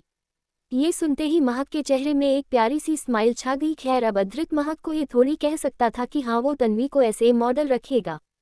महक ने एक राउंड मारा और दरवाजे के बाहर जाने लगी, लेकिन जैसे ही उसने ऐसा किया उसकी साड़ी की लहलहाती हुई पल्लू सीधा अधृत के लबों को चूमते हुई गुजरी। अधृत में अपने लेफ्ट हैंड से साड़ी ले पल्लू को साइड किया, फिर जाती हुई महक को देखने लगा। महक के चेहरे में नैनक्स हाया किसी को भी घायल कर देने के लिए काफ़ी था। तेरे खातिर है ये जान ओ मर्तबा, तेरी खुशबू से ही खिलता है ये जहां, तेरी सांसों से चलती है मेरी जिंदगानी, तेरे खातिर है ये बंदागानी। महक तो चली गई, लेकिन अधृत ने नस नस में अपनी खुशबू बसा गई। अधृत ने धीमे से अपनी आंख बंद की और उस सुकून से भरी खुशबू को महसूस करने लगा। तेरी खुशबू मेरी सांसों में इस कदर घुलती है, कि पता ही नहीं चलता है कब तू आई और मुझे अपने प्यार के समुंदर में डूबा कर चली भी गई है। या अधृत भी नीचे लिविंग एरिया में आ गया। अब दोनों को निकलना था, उनकी जेट रेडी थी। ऐसे ही दोनों अधृत की रॉयल जेट से इंडिया के लिए निकल गए। इधर रिशान और सोना जिस एयरप्लेन में थे उसी एयरप्लेन में कबीर और तन्वी भी थे। बस फर्क इतना था कि रिशान और सोना फर्स्ट क्लास वीवीआईपी शीट में थे तो कबीर और Tanvi second class normal sheet में थे। ऐसे ही रात में अधृत की जेट रघुवंशी पैलेस के बाहर लैंड हुई। महक वही सो गई थी। अधृत ने उस बेचारी नींद की मारी इंसान को उठाना सही नहीं समझा। उसने खुद उसे अपनी गोद में उठाया, फिर पैलेस के अंदर आ गया। इधर एयरपोर्ट में एयरप्लेन भी लैंड हो चुकी थी। रात काफी हो चुकी थी। रिशान और सोना को लेने ड्राइवर गया हुआ था। सोना को रिशान ने सोना को उसके घर ड्रॉप किया और खुद ड्राइवर के साथ पैलेस आ गया। इधर महक की इतनी प्यारी नींद में अधृत के दखल देने का बिल्कुल मन नहीं था। उसने खुद महक के कपड़े बदले और खुद भी फ्रेश होकर अपनी लिटिल वाइफी को अपने बाहों में जकड़कर सो गया। ऐसे ही सुबह हो गई। आज एक अलग फैन का एक अलग धमाका होने वाला था। महक सोकर उठी और मस्त सुबह सुबह लैपटॉप लेकर बैठ गई। आज तन्वी लाइव आने वाली थी अपने फैन के लिए, लेकिन महक उस लाइव को देखने के लिए इतना ज़्यादा एक्साइटेड थी कि उसने अपनी एक फेक आईडी बनाए और तन्वी के लाइव आने का इंतजार करने लगी। वही अधृत जब फ्रेश होकर आया तो महक को ऐसे देखकर उसकी आईब्राउज आपस में सिकुड़ गई। ये क्या है? अधृत एकदम कोल्ड वॉइस में बोला तो महक की नजरें उसकी तरफ चली गई। अगले ही पल उसके चेहरे में खिसियाई सी हंसिया आ गई। वो अपने दांत दिखाते हुए बोली, अंडरस्को आज फैन धमाका है तन्वी के लाइव में और वो मैं भी देख। उद्धरण चिन्ह। इससे आगे वो कुछ बोल पाती कि अधृत बोला, अंडरस्को पहले ब्रश करो और चेंज करके ब्रेकफास्ट करो। प्लीज ना आप जाइए, मैं कर लूंगी। महक अपने गालों को किसी छोटे बच्चे की तरह पाउट बनाते हुए बोली। तो अधृत उसे घूरने लगा। अंडरस्को बिल्कुल नहीं। अच्छा ठीक, कहते हुए महक मुंह बनाकर अपने पैर पटककर वॉशरूम की तरफ चली गई। वही अधृत उसकी क्यूटनेस को देखकर एक तीखी मुस्कान पास करने लगा। उसने वार्डरोब खोला और उसमें से अपने लिए 3-पीस सूट निकालकर चेंजिंग रूम की तरफ चला गया। वही महक 5 मिनट के अंदर ही वॉशरूम से फ्रेश होकर आई। फिर उसने जल्दी से चेंज किया और वापस कैमरा ऑफ करके लैपटॉप लेकर बैठ गई। तन्वी अपना लाइव स्टार्ट कर चुकी थी। थोड़ी देर में जब अधृत आया तो एक बार फिर वो महक की तरफ देखते हुए बोला, अंडरस्को ब्रेकफास्ट किया तुमने? नहीं प्लीज खिला दीजिए ना मुझे आज आप। महक इनोसेंट सी शक्ल बनाकर बोली तो अधृत के चेहरे में एक छुपी हुई मुस्कान आ गई। उसने कॉल करके रूम में ही ब्रेकफास्ट लाने को कहा। फिर वो महक के बगल में आकर बैठ गया। वही तन्वी अपने लाइव में अपने फैंस से बोल रही थी, अंडरस्को गाइस पहले तो मैं आप सबको सॉरी कहना चाहूंगी कि मेरा ये शूट बिल्कुल भी अच्छा नहीं गया, लेकिन इसमें मेरी कोई गलती नहीं थी। एक फैन ने कहा, अंडरस्को तो किसकी गलती है? तन्वी ने फिर कहा, अंडरस्को महक की। उसने जबरदस्ती मेरी पोजीशन मुझसे छीन ली थी और उसने मेरे ड्रेसअप को भी मुझसे छीन लिया था, जिसकी वजह से मेरी ड्रेस इस तरह की डिस्कलर लग रही थी। उद्धरण चिन्ह। जैसे ही महक ने ये सुना उसका दिमाग ही पगला गया। मतलब क्या है यार, ये औरत भी मतलब कुछ भी कहती है। अब मैंने कब इसकी ड्रेस या इसकी पोजीशन छीनी? अब महक के दिमाग में बस यही बात चल रही थी। वही अधृत ने भी जब ये सुना उसकी हंसी ही निकल गई। मतलब कोई अपने आप को ऊंचा करने के लिए किसी को भी कुछ भी कह सकता है। हाउ डिस्गस्टिंग यार। वही तन्वी के एक फैन ने उससे सवाल किया, अंडरस्को मैम अब आपका अगला प्रोजेक्ट कौन सा होने वाला है? तन्वी फिर से बोली, अंडरस्को अब 6 मंथ तक कोई प्रोजेक्ट नहीं करूंगी मैं बीसीओज में अभी कुछ दिनों के लिए अपने फैमिली के पास जा रही हूँ। लेकिन तन्वी का ये कहना साफ साफ महक के सामने झलक रहा था कि वो क्या कह रही है। हाँ वो प्रेग्नेंट थी और अब उसकी प्रेगनेंसी 4 मंथ क्रॉस कर चुकी थी, इसलिए उस अब इन सब से ब्रेक लेना बहुत जरूरी था। 5 मंथ बाद बेबी और 1 मंथ हॉस्पिटल बेबी केयर के लिए, इसलिए तन्वी और कबीर ने मिलकर डिसाइड किया था कि अब वो 6 मंथ के लिए रेस्ट में रहेगी। लेकिन पूरी मीडिया या हर किसी को ये पता होगा कि वो अपनी फैमिली के पास गई है और 6 मंथ बाद ही आएगी। लेकिन महक भी बुद्धू नहीं थी जो वो तन्वी की बात को नहीं समझती। खैर वही एक फैन ने कहा, अंडरस्को लेकिन मैम अगर आप 6 मंथ का ब्रेक लेती है तो मिस महक आपकी जगह आने की कोशिश करेगी जैसे उसने शो में किया। चैप्टर 45। लेकिन तन्वी का ये कहना साफ साफ महक के सामने झलक रहा था कि वो क्या कह रही है। हाँ वो प्रेग्नेंट थी और अब उसकी प्रेगनेंसी 4 मंथ क्रॉस कर चुकी थी, इसलिए उस अब इन सब से ब्रेक लेना बहुत जरूरी था। 5 मंथ बाद बेबी और 1 मंथ हॉस्पिटल बेबी केयर के लिए, इसलिए तन्वी और कबीर ने मिलकर डिसाइड किया था कि अब वो 6 मंथ के लिए रेस्ट में रहेगी। लेकिन पूरी मीडिया या हर किसी को ये पता होगा कि वो अपनी फैमिली के पास गई है और 6 मंथ बाद ही आएगी। लेकिन महक भी बुद्धू नहीं थी जो वो तन्वी की बात को नहीं समझती। खैर वही एक फैन ने कहा, अंडरस्को लेकिन मैम अगर आप 6 मंथ का ब्रेक लेती है तो मिस महक आपकी जगह आने की कोशिश करेगी जैसे उसने शो में किया। जैसे ही महक ने ये सुना उसका पारा तो जैसे हाई ही हो गया। खैर लेकिन अब तन्वी के दिल को जो तसल्ली मिल रही थी वो बताने लायक नहीं थी। उफ ये खुशी। आधार का भी दिमाग सटक रहा था। अब वही तन्वी उस फैन के सवाल का जवाब देते हुए बोली अंडरस्को नहीं ऐसा कुछ नहीं होगा और वैसे भी कबीर ने महक के साथ अपने कंपनी का कॉन्ट्रैक्ट खत्म कर दिया है। अब महक का केस ग्रुप से कोई रिश्ता नहीं रहेगा। अब एक बार फिर तन्वी से गलत वक्त में सही निशाना मारा था। तन्वी ने मीडिया के सामने इतने अच्छे तरीके से महक के केस ग्रुप के साथ कॉन्ट्रैक्ट खत्म होने की बात रिवील की थी कि महक सोच भी नहीं सकती थी। अब सब महक के बर्दाश्त के बाहर हो रहा था। पूरे लाइव में वो भर भर के महक की बुराई और अपनी अच्छाई की प्रेजेंट कर रही थी, लेकिन वो बात भी अभी तक दबी नहीं थी। तन्वी और कबीर की वो इंटेंस तस्वीरें अबू तक पॉपुलर जा रही थी, लेकिन शायद तन्वी इस बात को भूल चुकी थी। महक अधृत को खाना खिलाए जा रहा था और महक मस्त सी अधृत के हाथ से खाना खाते खाते तन्वी ले लाइव का आनंद उठा रही थी। वही महक अभी भी तन्वी और कबीर की नज़दीकियों को नहीं भूली थी। उसने लाइव बंद किया और फिर अधृत की तरफ देखते हुए बोली अंडरस्को अब क्या करो। असल बात तो ये थी कि अधृत ही हमेशा से महक को सपोर्ट करता था और अधृत के सपोर्ट से ही महक अपना बदला पूरा कर पा रही थी। अधृत के प्यार ने ही तो महक के टूटे हुए दिल को भर दिया था और ये बात महक बहुत अच्छी तरीके से जानती थी। खैर अब जो भी हो महक तो थी अधृत की ही। अधृत एक किलिंग स्माइल के साथ महक को अपनी बाहों में भरते हुए बोला अंडरस्को अब जो करूंगा मैं करूंगा। अधृत रघुवंशी करेगा, लेकिन फिर भी आप क्या कीजिएगा। महक कंफ्यूज होकर पूछी तो अधृत बोला अंडरस्को आज से ही तुम मेरी मैनेजर हो और साथ ही रघुवंशी इंडस्ट्रीज की एक ग्रेड मॉडल भी। लेकिन महक कुछ कह पाती उससे पहले ही अधृत ने उसके स्मूथ लिप्स पर अपने लिप्स रख दिए। महक हैरान थी तो अधृत कुछ ज्यादा ही प्यार का प्यासा बना फिर रहा था। हालांकि ऐसी बात बिल्कुल नहीं थी कि उसे महक के प्यार की जरूरत नहीं थी, उसे थी जरूरत, बहुत ज्यादा जरूरत थी महक के प्यार की। खैर अब जो भी हो महक और अधृत का प्यार ऐसे ही परवान नहीं चढ़ा, बस किस तक ही सीमित रहा। महक को अधृत ने छोड़ दिया। जब उसे सांस आने में दिक्कत होने लगी तो महक बेचारी शर्म के मरते हुए चेंजिंग रूम की ओर भाग गई।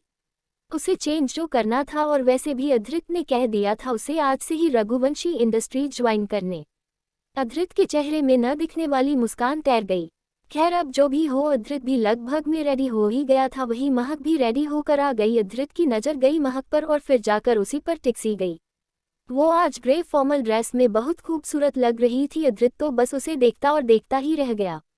महक भी मस्त स्टाइल मारते हुए आई। फिर वो अधृत के हाथ को पकड़कर उसे किसी छोटे बच्चे की तरह बोली अंडरस्को चलिए उठिए अब मैं रेडी हो गई। महक की ऐसी हरकत पर अधृत घूर कर उसे देखने लगा। अंडरस्को ये क्या था।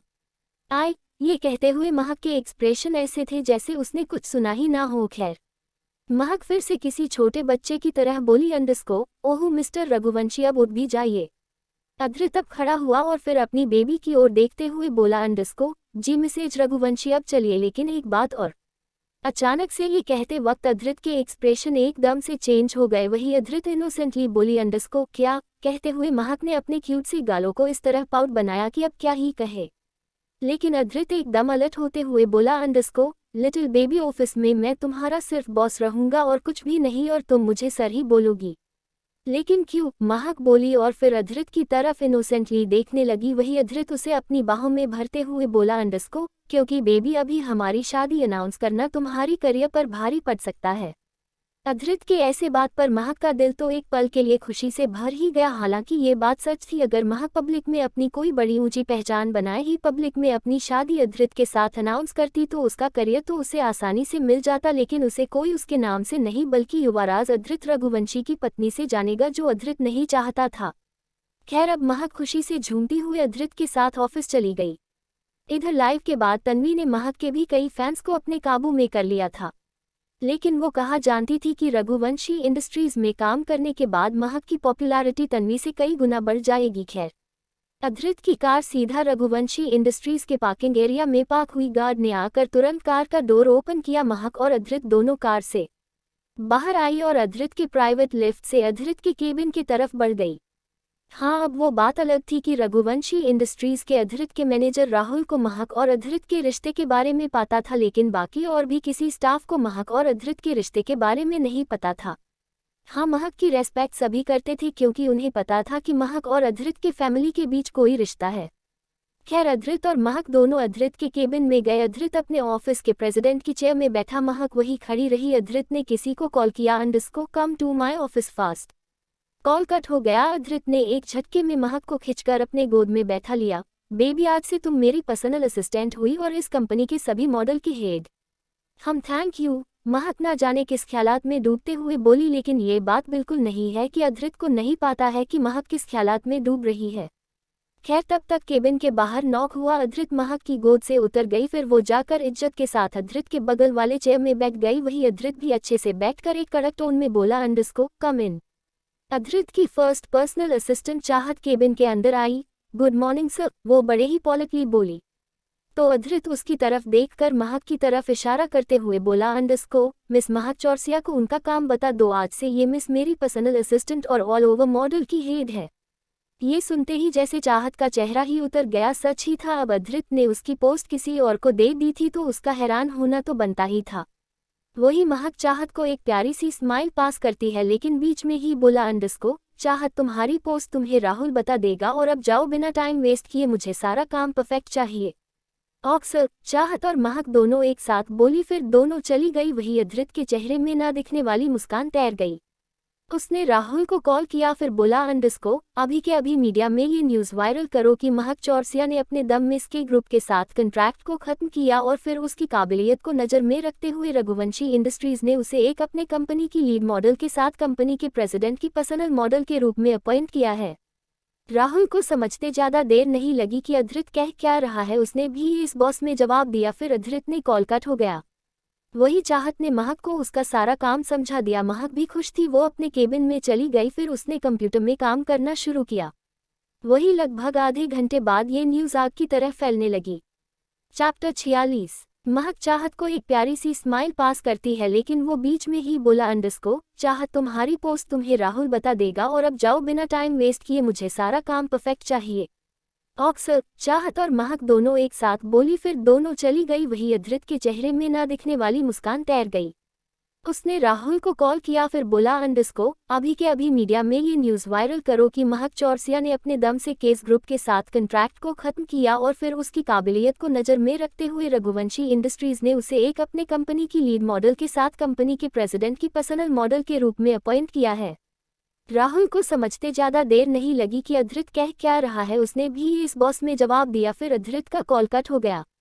वही चाहत ने महक को उसका सारा काम समझा दिया। महक भी खुश थी, वो अपने केबिन में चली गई, फिर उसने कंप्यूटर में काम करना शुरू किया। वही लगभग आधे घंटे बाद ये न्यूज़ आग की तरह फैलने लगी। जो भी अधृत ने राहुल को मीडिया में पब्लिश करने कहा था, होता भी क्यों ना, अब ये न्यूज़ थी तो आखिर महक की, और उससे भी ज़्यादा जरूरी ये न्यूज़ अब दो कंपनी के बीच का कॉन्वर्सेशन बन चुकी थी। और ये बात तो चलो बात की बात नहीं थी, खैर, लेकिन अब ये टॉपिक मीडिया का बहुत ज़रूरी हिस्सा बन गया था। इधर कबीर और तन्वी के कानों पहुंचने में ज़्यादा का ज़रा भी लेट नहीं लगे। कबीर का दिमाग तो एक बार फिर हिल उठा। अभी ये सीक्रेट मैगजीन और तन्वी का यूं मीडिया के सामने महक के बारे में इतनी सारी उसने तारीफ की थी, अभी तो ये बात शुरू ही हुई थी, लेकिन इस न्यूज़ से उसे दाब दिया और खुद फर्स्ट स्थान में आकर खड़ा हो गया। ये लड़की को मैं जितना बर्बाद करना चाहती हूँ वो मुझ पर इतनी भारी पड़ जाती है। तन्वी का गुस्सा 7वें से भी ऊपर 10वें स्थान में था। वही कबीर जो तन्वी के ही साथ अपने क्वालिटीज़ टाइम में बिजी था, अचानक से ये न्यूज़ सुनने के बाद वो और तन्वी के साथ का क्वालिटीज़ टाइम सब ढीला पड़ गया। लेकिन इस वक्त वो जानता था कि अभी तन्वी को शांत कराना सबसे इम्पोर्टेंट है। बीसीओज वो प्रेग्नेंट है, इस कारण उसे ज़्यादा गुस्सा करना या कोई भी लापरवाही दिखाना नुकसानदायक हो सकता था। उसने तन्वी को कंधे से पकड़कर अपने सीने से लगाया और फिर उसके सर को सहलाते हुए बोला, अंडरस्को इसू बेबी, ये तो महक का काम है तुम्हें हट करना, लेकिन तुम तो समझदार हो ना, आज वो ट्रेंडिंग में आई है तो कल तुम ट्रेंडिंग में रहोगी। ये तो मीडिया और न्यूज़ वालों की हरकत जिससे वो कभी हार नहीं मान सकते हैं। हालांकि एक तरह से कबीर की कही बात सही ही थी। मीडिया वालों को ट्रेंडिंग में लाने के लिए बस एक पीदू सा टॉपिक चाहिए होता है अपने न्यूज़ चैनलों फेमस करने के लिए। कबीर के समझाने के बावजूद तन्वी का गुस्सा शांत नहीं हुआ। खैर, इधर महक मस्त अधृत की पर्सनल असिस्टेंट का काम कर रही थी। वही अधृत अपने केबिन में था, तभी उसे किसी का कॉल आया, अंडरस्को लो सर, क्या आप थोड़ी देर के लिए यहाँ आ सकते हैं? इधर से अधृत बोला, अंडरस्को आने की कोई ज़रूरत नहीं है, जो भी उड़ा दो। लेकिन बॉस, इससे आगे कॉल के आगे वाला शख्स कुछ कह पाता। अधृत गुस्से से बोला, अंडरस्को कहा ना उड़ा दो, और अगर वो भी कम लगे तो उसकी बॉडी के 1000 टुकड़े करो और किसी नाले में बहा दो। कहकर उसने कॉल कट कर दिया। कॉल कट करते ही उसके चेहरे में एक खतरनाक सी स्माइल तैर गई, जो एक पल के लिए किसी का भी दिल छीनने के लिए काफी था। खैर, इधर महक भी अपने काम में थी तो उसे भी एक कॉल आया। अंडरस्को मैम, हमारे टीम को से एक आदमी लापता है, कहीं उसे किसी ने किडनैप तो नहीं कर लिया है? वो आदमी उधर से बोला। वही ये सुनते ही महक के चेहरे की लकीरें अचानक से तंग गई, उसके हाव भाव एकदम से बदलने लगे। इन्फॉर्मेशन कलेक्ट करो, किसने उसे किडनैप किया है? कहते वक्त महक के कानों में ये बड्स लगे थे और उसकी वॉइस मक्खी के भीनभीनाते हुए आवाज की तरह थी, जिससे कोई ना सुन सके। खैर, उधर से ऑक मैम की आवाज के साथ कॉल कट हो गया। ऐसे ही ये दिन तो गुजर गया और वक्त हुआ रात का। अधृत अपने कार से पहले ही चला गया था, उसकी ना मीटिंग थी। वही अधृत अभी भी हल्की परेशान थी, लेकिन वो अपनी परेशानी को किसी को दिखाना नहीं चाहती थी, इसलिए तो उसने झट से अपने एक्सप्रेशन बदले और रघुवंशी इंडस्ट्रीज के पार्किंग एरिया में आ गई। अधृत ने उसे पहले ही बता दिया था कि उसे मीटिंग में जाना है और शायद आज रात घर भी ना आ पाए, और उसे पिक करने पैलेस से उसकी रोल्स रॉयल फैंटम कार आएगी। सच में पैलेस से रोल्स रॉयल आई और मस्त महक उससे पैलेस के लिए निकल गई। वही सोना जो थी तो महक की मैनेजर, लेकिन महक का कंट्रैक्ट अब केस ग्रुप के साथ खत्म हो चुका था, और कितना भी था सोना थी तो महक की मैनेजर केस ग्रुप की ही तरफ से। और इसी हिसाब सोना अब महक की सिर्फ फ्रेंड बची थी, वो अब महक की मैनेजर नहीं रही थी। आज उसकी और रिशान का कैंडल लाइट डिनर था, वो भी फर्स्ट टाइम। सोना ब्लैक स्लीवलेस गाउन में बहुत खूबसूरत लग रही थी। वो अपने पर्स को उठाती है और फिर वहां से शर्माते वरमाते निकल गई। कुछ ही देर में उसकी कार मुंबई के बहुत ही एक्सपेंसिव होटल के आगे रुकी। सोना कार से बाहर आई और रेस्टोरेंट के अंदर चली गई। सोना रेस्टोरेंट के अंदर सेंटर में ही पहुंची होगी कि अचानक से उसके ऊपर रेड रोसेज की बरसात होने लगी। एक पल के लिए तो सोना के एक्सप्रेशन पूरी तरह हाई हो गए। तभी ये सॉन्ग भी वक्त की नजाकत में चार चांद लगाने बज उठा। तू मेरा है सनम, तू ही मेरा हमदम, संग जिएंगे सातों जन्म। सोना के एक्सप्रेशन और ज्यादा हाई होने लगे थे, उसके चेहरे में खुशी की लकीरें तनी पड़ी थी। तभी एक बार फिर पूरे रोमांटिक अंदाज में पलक झपकते ही रिशान जी अपने घुटनों के बल आ गए, और उनके हाथ में एक रेड रोज के साथ साथ प्लैटिनम की रिंग भी थी, जिसकी प्राइस लगभग 8 डिजिट में थी। सोना तो बस आंखें फाड़े सब कुछ देख रही थी। तेरी आंखों से होता हुआ गुजरता है मेरे दिल का रास्ता, तेरी खुशबू से महकती है दुनिया मेरी, तेरी आवाज को सुनकर ही होती है सुबह मेरी, और गुजरती है रात तेरी ही ख्वाबों में। Will you marry me? अचानक से सोना के कान में ये सुनाई पड़े। एक पल के लिए तो सोना के दिल ने सांस लेना ही बंद कर दिया था। वही रिशान फुल एक्साइटमेंट से सोना के जवाब का इंतजार कर रहा था, लेकिन सोना के दिल में भी तो रिशान के लिए सिर्फ प्यार है, तो वो इतने अच्छे माहौल को कैसे बर्बाद कर सकती थी। उसने अपने हाथ में रोज लिया, फिर अपने रिंग फिंगर में रिंग पहनाने का इशारा करते हुए बोली, अंडरस्को yes I will marry you. Finally सोना ने अपने प्यार को रिशान के सामने एक्सेप्ट कर लिया था। इस वक्त जो रिशान और सोना दोनों ले कलेजे में जो ठंडक मिल रही थी वो सिर्फ वही जानते थे। रिशान ने सोना को रिंग पहनाया, फिर खड़े होकर उसे अपने बाहों में भर लिया। हम तेरे इश्क में गुमराह हुए, मैं वो चांद जिसका ना कोई आसमां। हाँ, मैं वो चांद जिसका ना कोई आसमां। इस गाने के प्ले होते ही उन दो प्यार करने वालों के दिल की धड़कनें हद से ज्यादा बढ़ी हुई थी। इधर महक पैलेस पहुंचकर फ्रेश होकर कुछ नोवेल्स रीड कर रही थी, जो उसकी पुरानी आदत है, लेकिन उसके ख्यालात ने इस वक्त उसके दिमाग की आत्महत्या कर रखी थी, जिस वजह से वो ना तो पढ़ पा रही थी और ना ही कुछ कर पा रही थी। उसने बड़े ही मशक्कत से डिनर किया और बेड में लेट गई, क्योंकि वो जानती थी कि अधृत आज पैलेस नहीं आएगा। लेकिन उसे अधृत के बिना नींद कहाँ आने वाली थी। बेचारी इधर से उधर सिर्फ करवट पर करवट बदले जा रही थी। अब मुझे अधृत के बिना नींद भी नहीं आती है, उद्धरण चिन्ह कहते हुए उसने अपने सोने की पोजीशन चेंज की, फिर सोने की नाकाम कोशिश करने लगी। लेकिन क्या ही कहे इस कमबख्त नींद का जो आती ही नहीं है अधृत के ख्यालातों के बिना, उसके बाहों के बिना। फाइनली उसने अपनी फोन से अधृत को कॉल मिला ही दिया। लो मिस्टर रघुवंशी, कहा है आप? महक एकदम अधृत की तरह ही रूड वॉइस में बोली, तो उधर से अधृत हंसते हुए बोला, अंडरस्को माय लिटिल अडोरेबल, मैं अभी ऑफिस में ही हूँ, लेकिन अभी आपको मेरे साथ होना चाहिए था ना, आप बहुत बुरे हैं। महक किसी बच्चे की तरह बोली, तो उधर से अधृत एक ईवल स्टाइल में बोला, अंडरस्को क्या हुआ, नींद नहीं आ रही है? हम नहीं आ रही है। महक किसी छोटे बच्चे की तरह अपने गालों के पाउट बनाते हुए बोली, तो इस बार अधृत हंसने लगा और धीमी वॉइस में बोला, अंडरस्को ठीक है, बैग में ले जाओ और बगल के टेबल में अपने फोन को रखो स्पीकर ऑन करके। लेकिन उससे क्या हो जाएगा, महक बच्चे की तरह नादान आवाज में बोली तो अधृत बोला अंडस्को बस जो कह रहा हुए चुपचाप सुनती रहो। हम कहते हुए महक वापस से लेट गई, फिर अपने फोन को स्पीकर में करके टेबल में रख दी। उधर से अधृत बोला अंडस्को अब अपनी आंख बंद करो। महक ने बिल्कुल वैसा ही किया, उसने अपनी आंख बंद कर ली। अधृत फिर से बोला अंडस्को अब अपने दिल में अपने हाथ को रखो और उस शख्स को याद करो जो तुमसे सबसे ज्यादा प्यार करता है और तुम भी उससे सबसे पूरी कायनात में सबसे ज्यादा प्यार करती हो। महक ने फिर से वैसा ही किया, उसने अपने दिल पर अपना हाथ रखा और उसे याद करने लगी जो उससे और वो उससे सबसे ज्यादा प्यार करती है और वो करता है। ऐसा करते ही उसे हर एक वो पल याद आने लगे जिसे उसने अधृत के साथ गुजारा था। वो बचपन से शुरू हुआ उनका हर वो एक खूबसूरत पल। महक अब एक तरह से अपने ख्यालत की दुनिया में ही गुम सी होने लगी थी, जहां वो अधृत, ऋषा, निहाल, रिधा एक साथ खेलते कूदते थे। जहां अधृत उनमें सबसे रूड था, लेकिन हाँ वो अपने परिवार के सामने रूड नहीं था। उसका रिलेशन उसके डैड के साथ एक फ्रेंड टाइप रिलेशन था, तो मॉम के साथ एक लवली रिलेशन था। उसके दादाजी और दादी जी जिनकी इज्जत उसके नज़र में हद से ज्यादा थी। और रही बात रिधा की तो वो तो उसकी जान है और अधृत रिधा के लिए दुनिया के सबसे लविंग भाई है। चैप्टर 47। महक ने फिर से वैसा ही किया, उसने अपने दिल पर अपना हाथ रखा और उसे याद करने लगी जो उससे और वो उससे सबसे ज्यादा प्यार करती है और वो करता है। ऐसा करते ही उसे हर एक वो पल याद आने लगे जिसे उसने अधृत के साथ गुजारा था। वो बचपन से शुरू हुआ उनका हर वो एक खूबसूरत पल। महक अब एक तरह से अपने ख्यालत की दुनिया में ही गुम सी होने लगी थी, जहां वो अधृत, निहाल, रिधा, रिशान सब एक साथ खेलते कूदते थे। जहां अधृत उनमें सबसे रूड था, लेकिन हाँ वो अपने परिवार के सामने रूड नहीं था। उसका रिलेशन उसके डैड के साथ एक फ्रेंड टाइप रिलेशन था, तो मॉम के साथ एक लवली रिलेशन था। उसके दादाजी और दादी जी जिनकी इज्जत उसके नज़र में हद से ज्यादा थी। और रही बात रिधा की तो वो तो उसकी जान है और अधृत रिधा के लिए दुनिया के सबसे लविंग भाई है। खैर, उसके दिल के ख्यालात में तो सिर्फ अधृत ही था। अब इन्हीं पलों को याद कर महक कब सो गई उसे पता नहीं चला। अधृत भी समझ चुका था कि महक सो गई है। हर लम्हे को तेरे साथ चुराया है, तुझ में ही मेरे दिल का चलता जहां है तेरी खुशबू मेरी सांसों में, तेरी हर इश्क की गुस्ताखियां हैं मेरे ख्यालातों में। अधृत ने भी धीरे से कॉल कट कर दिया। उसके चेहरे में एक सुकून भरी मुस्कान थी, लेकिन अगले ही पल उसके कान में किसी की आवाज पड़ी, अंडस्को बॉस अंडरवर्ल्ड क्वीन का नाम पता चल गया है।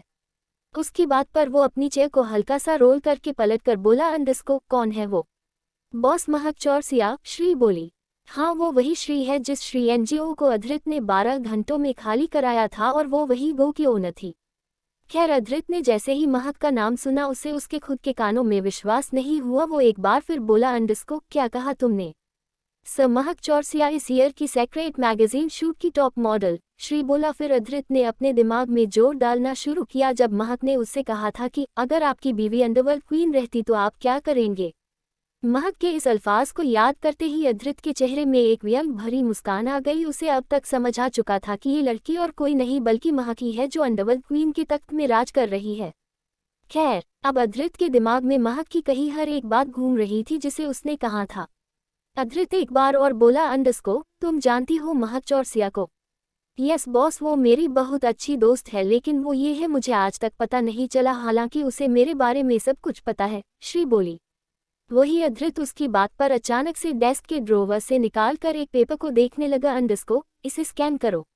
उसकी बात पर श्री ने उसे पेपर को लिया और वहां से चली गई। खैर, अब उसके जाने के बाद अधृत ने अपने सर को चेयर के ऊपर वाले पार्ट में टिकाया और फिर अपनी और अधृत की कही गई बात याद करने लगी। जब महक ने कहा था अंडस्को अगर आपकी बीवी अंडरवर्ल्ड क्वीन रही तो आप क्या करेंगे, तब अधृत ने उसे जवाब दिया था अंडस्को अगर मेरी बीवी ऐसी रही तो मैं खुद को गोली मार लूंगा, क्योंकि मैंने एक ऐसे इंसान से प्यार किया जो बेगुनाहों की जान लेती है। ये लम्हा अधृत के लिए इतना मुश्किल से भरा था जिसका पता सिर्फ उसी को था। ऐसे ही रात गुजर गई और सुबह हुई। महक की आंख सुबह तो खुली, लेकिन फोन कॉल की आवाज से।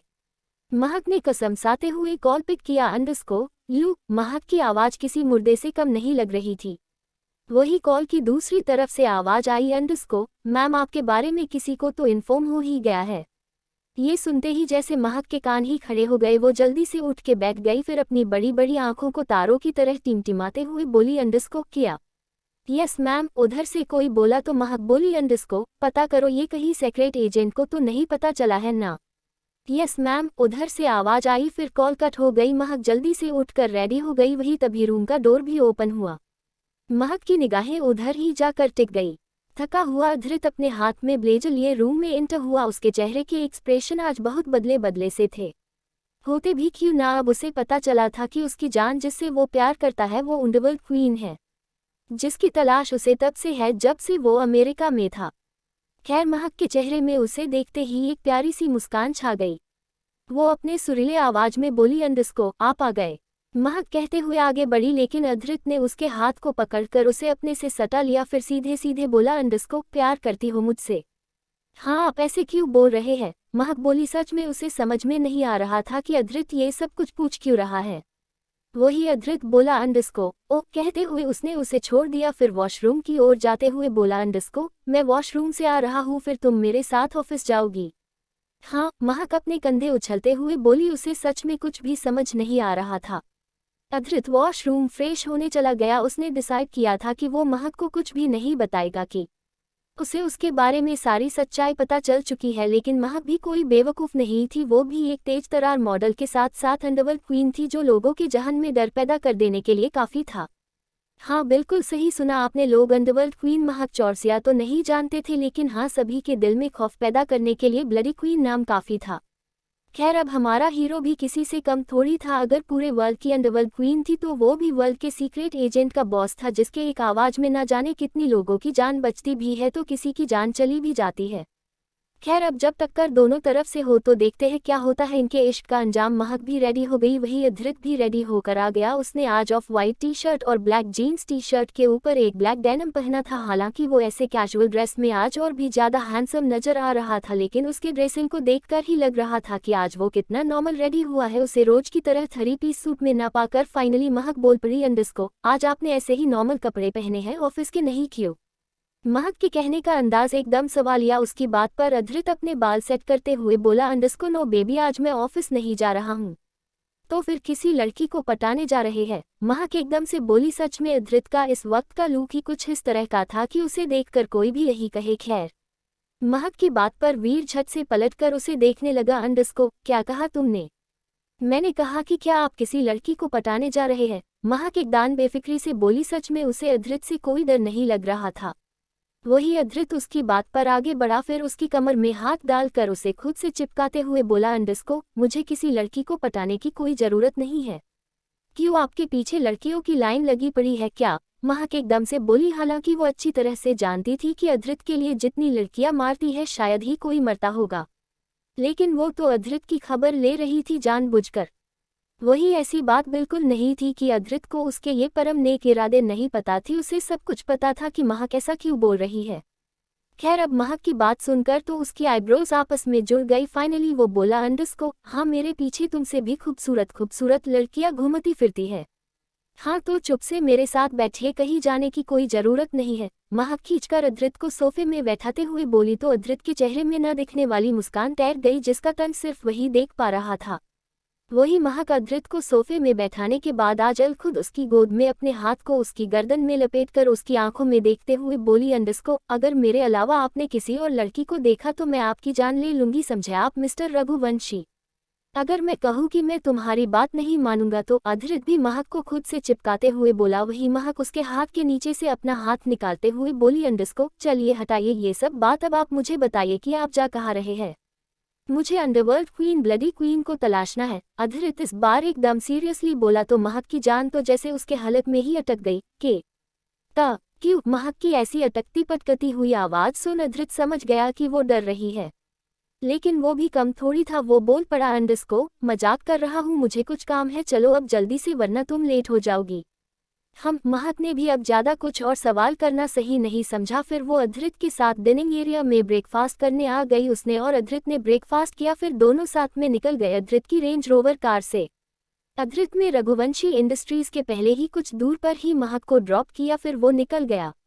महक तो मस्त छटकती हुई इंडस्ट्रीज चली गई, लेकिन इधर अधृत की कार ने आगे जाकर यू टर्न लिया। फिर फॉरेस्ट के बीचों बीच में उसकी कार रुकी। वो कार से बाहर आया, सामने उसके बॉडीगार्ड्स के साथ उसकी रॉयल जेट खड़ी थी। वो कार से बाहर आया, फिर जेट में बैठ गया। अगले ही पल उसकी जेट वहां से निकल पड़ी। वही महक को आज ऑफिस में एक बहुत ही शॉकिंग न्यूज़ सुनने को मिली। महक को कुछ समझ में नहीं आ रहा था कि आखिर एक दिन में ये कैसे डिसाइड हो सकता है, और अगर डिसाइड हो भी गया तो उसे अधृत ने कुछ बताया भी नहीं। वो अपने डेस्क में बैठी यही सब सोच रही थी कि तभी उसके केबिन में चाहत आई। फिर महक के सामने बोली, अंडरस्को महक, हमारे इंडस्ट्रीज की न्यू टर्म एंड कंडीशंस तो आपको पता चल ही गई होगी। हम लेकिन एक दिन में ये सब कैसे? महक कन्फ्यूजनली बोली। तो चाहत वही उसके बगल में बैठ गई। हाँ, वो बात अलग है कि चाहत को थोड़ा बुरा जरूर लगा था कि अधृत ने उसकी जगह महक को रख लिया, लेकिन उसका बिहेवियर कोई बहुत बुरा नहीं था। कुल मिलाकर उसका बिहेवियर बहुत अच्छा था। चैप्टर 48। वो कार से बाहर आया, फिर जेट में बैठ गया। अगले ही पल उसकी जेट वहां से निकल पड़ी। वही महक को आज ऑफिस में एक बहुत ही शॉकिंग न्यूज़ सुनने को मिली। महक को कुछ समझ में नहीं आ रहा था कि आखिर एक दिन में ये कैसे डिसाइड हो सकता है, और अगर डिसाइड हो भी गया तो उसे अधृत ने कुछ बताया भी नहीं। वो अपने डेस्क में बैठी यही सब सोच रही थी कि तभी उसके केबिन में चाहत आई। फिर महक के सामने बोली, अंडरस्को महक, हमारे इंडस्ट्रीज की न्यू टर्म एंड कंडीशंस तो आपको पता चल ही गई होगी। हम हाँ, लेकिन एक दिन में ये सब कैसे? महक कन्फ्यूजनली बोली। तो चाहत वही उसके बगल में बैठ गई। हाँ, वो बात अलग है कि चाहत को थोड़ा बुरा जरूर लगा था कि अधृत ने उसकी जगह महक को रख लिया, लेकिन उसका बिहेवियर कोई बहुत बुरा नहीं था। कुल मिलाकर उसका बिहेवियर बहुत अच्छा नहीं बल्कि बहुत अच्छा है था। वो महक की बात पर अपने दोनों आईब्रोज आपस में जोड़ते हुए बोली, अंडरस्को नहीं पता यार, बॉस ने अचानक ये रूल बनाया है, वो भी आज सुबह ही, और तो और सो आज ऑफिस भी नहीं आए हैं। पता नहीं बॉस को ये क्या हुआ है, मुझे तो इनका बिहेवियर समझ में ही नहीं आता है।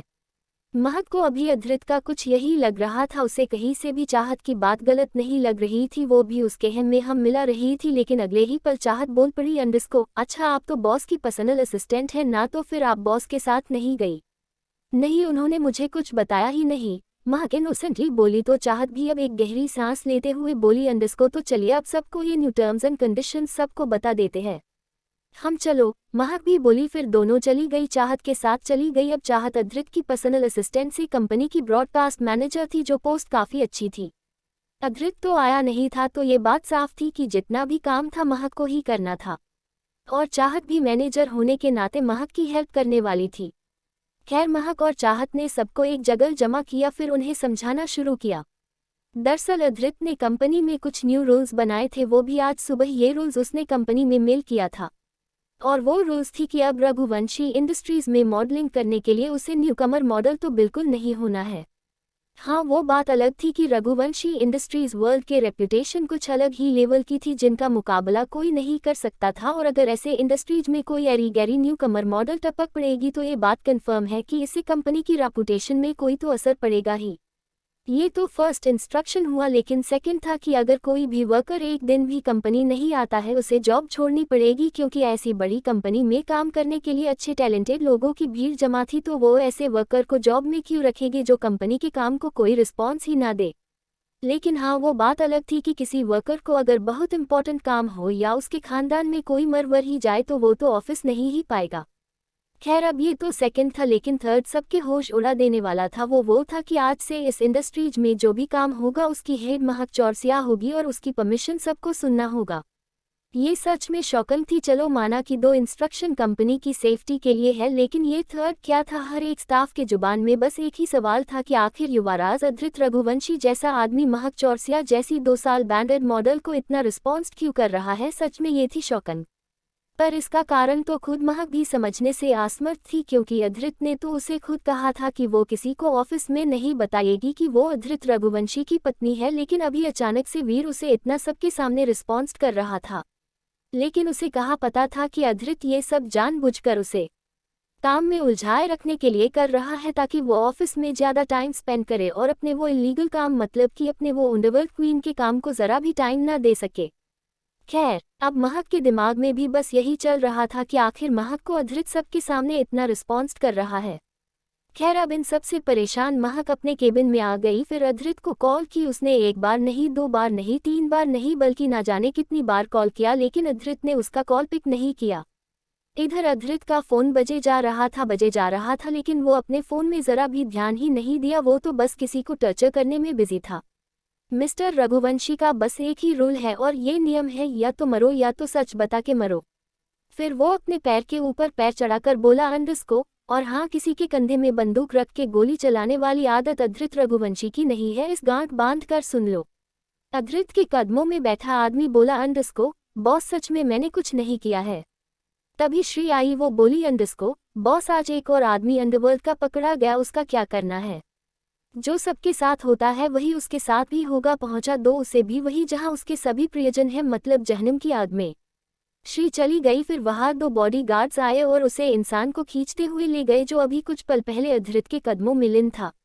अधृत के चेहरे के एक्सप्रेशन बहुत कोल्ड और हार्ड थे, लेकिन अगले ही पल एक बार और उसका फोन रिंग हुआ। इस बार अधृत ने देखा तो महक का ही कॉल था। फाइनली इस बार महक ने कॉल पिक कर लिया। उसके कॉल पिक करते ही महक किसी आग के लावे की तरह फूटते हुए बोली, अंडरस्को आपको मेरी कोई परवाह है भी या नहीं? अभी से मैं आपको कॉल कर रही हूँ, लेकिन आप है कि मेरा कॉल पिक कर ही नहीं रहे हैं। इधर अधृत महक की बातें सुन बस स्माइल किए जा रहा, लेकिन ये स्माइल नॉर्मल तो बिल्कुल भी नहीं थी। वो बस एक ही बात बोला, अंडरस्को क्या तुम मुझसे प्यार करती हो? ये सवाल थोड़ा अटपटा था लेकिन सच था। आज तक तो अधृत ने महक से सवाल किया तो था, लेकिन इसका जवाब क्या था, क्या वो कहती थी, वो तो सिर्फ वही जानता था। लेकिन आज उसके ये सवाल महक के लिए ज़रा भी मुश्किल नहीं थी, क्योंकि खैर तो वो अधृत से प्यार करती थी, बहुत प्यार करती थी, पूरी दुनिया में सबसे ज़्यादा प्यार करती थी और करती रहेगी, क्योंकि ये बात सच थी कि महक की ज़िंदगी में एक अधृत ही ऐसा इंसान था जो हर मोमेंट में महक को सपोर्ट करता था, उसके लिए हर जगह स्टैंड लेता था। और शायद किस्मत इन दोनों को साथ रखी तो वो हमेशा उसका साथ देगा, और महक की भी जिंदगी रही तो वो अधृत का साथ उम्र भर क्या मरने के बाद भी निभाएगी। उसके इस सवाल का जवाब महक ने बड़े ही प्यार से दिया, अंडरस्को अगर ये दिल धड़कता है तो आपकी वजह से, अगर ये सांस चलती है तो आपके लिए, अगर ये जिस्म है तो आपके प्यार के लिए, और अगर मैं जिंदा हूँ तो पूरी आपकी वजह से, आपके प्यार से। महक ने इतने प्यारे से जवाब को सुनकर तो एक पल के लिए अधृत भी बस उसके मिश्री जैसे मीठी घुलती हुई आवाज में खोता गया। खैर अब लास्ट में महक की कोई भी बात बिना सुने अधृत बोला, अंडरस्को कहाँ हो तुम? मैं आ रहा हूँ ऑफिस। महक ने इतना ही कहा होगा कि उसका कॉल कट हो गया, या कहो अधृत ने खुद कट कर दिया। उसने अपने काम को फाइनल किया, फिर अपनी रॉयल जेट से वापस निकल गया। वही इधर तन्वी आज अमेरिका जाने वाली थी। जब तक उसका बच्चा नहीं हो जाता है तब तक वो स्वाति के साथ रहने वाली थी, लेकिन ये बात किसी को नहीं पता रहने वाली थी कि वो कबीर की बहन स्वाति के साथ अमेरिका में है। और वैसे भी उसने मीडिया ने वायरल कर ही दिया था कि वो अपने फैमिली के पास जाने वाली है और वो अभी 5 महीने के ब्रेक में रहेगी। खैर लेकिन तन्वी आज ही अब जाने वाली थी और उसकी फ्लाइट शाम के 3 बजे थी। तन्वी रेडी हो रही थी और बेचारा कबीर अपने महबूबा के जाने के गम में उसे बस निहारे जा रहा था। भाई अब निहारता भी क्यों ना, बताओ बताओ। अब उसकी जान तन्वी, जिसके लिए उसने महक को अपनी जिंदगी में उसने हमेशा से ही साइड में एज ए यूज पर्सन के तौर पर रखा। फाइनली कबीर खड़ा हुआ और तन्वी को पीछे से हग करते हुए बोला, अंडरस्को बेबी मैं तुम्हारे बिना कैसे रहूंगा? तो मैं थोड़ी कह रही हूँ कि मुझे तुम अमेरिका भेजो। तन्वी भी उसी अंदाज में अपने बाल बनाते हुए बोली। वही कबीर उसकी बात पर हल्का सा उससे अलग हुआ, फिर वो एक झटके में अपनी तरफ करके बोला, अंडरस्को तनु बेबी मैं तो तुमसे कितना प्यार करता हूँ तुम तो जानती हो ना, और मैं तो तुम्हें तुम्हारी ही भलाई के लिए भेज रहा हूँ ना, तुम तो जानती ही हो यहाँ पब्लिक और सबसे जरूरी महक को इसके बारे में पता चल गया तो वो तो तुम्हें बर्बाद ही कर देंगे, और मैं भी इसमें तुम्हारी कोई मदद नहीं कर पाऊंगा। आई नो बेबी, और इसीलिए तो मैं तुमसे इतना प्यार करती हूँ। अब तन्वी ये नहीं तो और क्या ही कहती। खैर अब तो इनके बेमतलब की चोचलेबाजी चलती रहेगी। अब ध्यान देते हैं हम सब की जान अधृत महक पर। लगभग दोपहर के 1 बजे जब लेफ्ट ऑफिस में लंच कर रही थी, उसके साथ भी थी, क्योंकि अब भाई चाहत का बिहेवियर महक के बिहेवियर से मैच होता था, और ऐसे भी कहा जाता है कि समान गुण वाले अक्सर मिल जाते हैं, इसलिए इनकी भी दोस्ती हो गई थी। चाहत महक से बात भी बहुत अच्छी तरीके से कर रही थी, और महक तो थी ही स्वीट, वो भी चाहत से बहुत अच्छे से बात कर रही थी। चाहत महक से बोली, अंडरस्को अच्छा महक आपकी फैमिली में कौन कौन है? मेरी फैमिली में थोड़ा सोचकर बोली, फिर वो बोली, अंडरस्को मॉम डैड दादाजी दादी जी और सबसे प्यारा भाई। ओ वाओ, चाहत बोली। फिर वो बोली, अंडरस्को तुम्हारे फैमिली में? मेरी फैमिली ही नहीं है, मॉम की डेथ हो गई, डैड ने हमें बचपन में ही छोड़कर दूसरी शादी कर ली, और बचा मेरा भाई और मैं जो अभी साथ एक दूसरे का सहारा बने हैं और आगे भी ऐसे ही बने रहेंगे, चाहत बोली। उसके चेहरे में एक अलग सी उदासी थी जिसे महक भी देख पा रही थी। महक को उसकी बातें बहुत बुरी भी लग रही थी, लेकिन वो नहीं चाहती थी कि उसकी कोई भी बात से चाहत का दिल दुखे या उसे हट हो। खैर तभी केबिन का डोर ओपन हुआ। एक पियोन आकर बड़े ही रिस्पेक्टफुली महक से बोला, अंडरस्को मैम बाहर बॉस के फ्रेंड निहाल सर आए हैं। ये सुनते ही महक के चेहरे में एक अलग सी मुस्कान तैर गई। हालांकि ऐसी बात नहीं है कि निहाल और रिधा को ये बात नहीं पता है कि महक अब अधृत की पत्नी के साथ साथ उसकी पर्सनल असिस्टेंट भी है, उन्हें सब कुछ पता था। महक बड़े से स्माइल के साथ बोली, अंडरस्को मैं आ रही हूँ।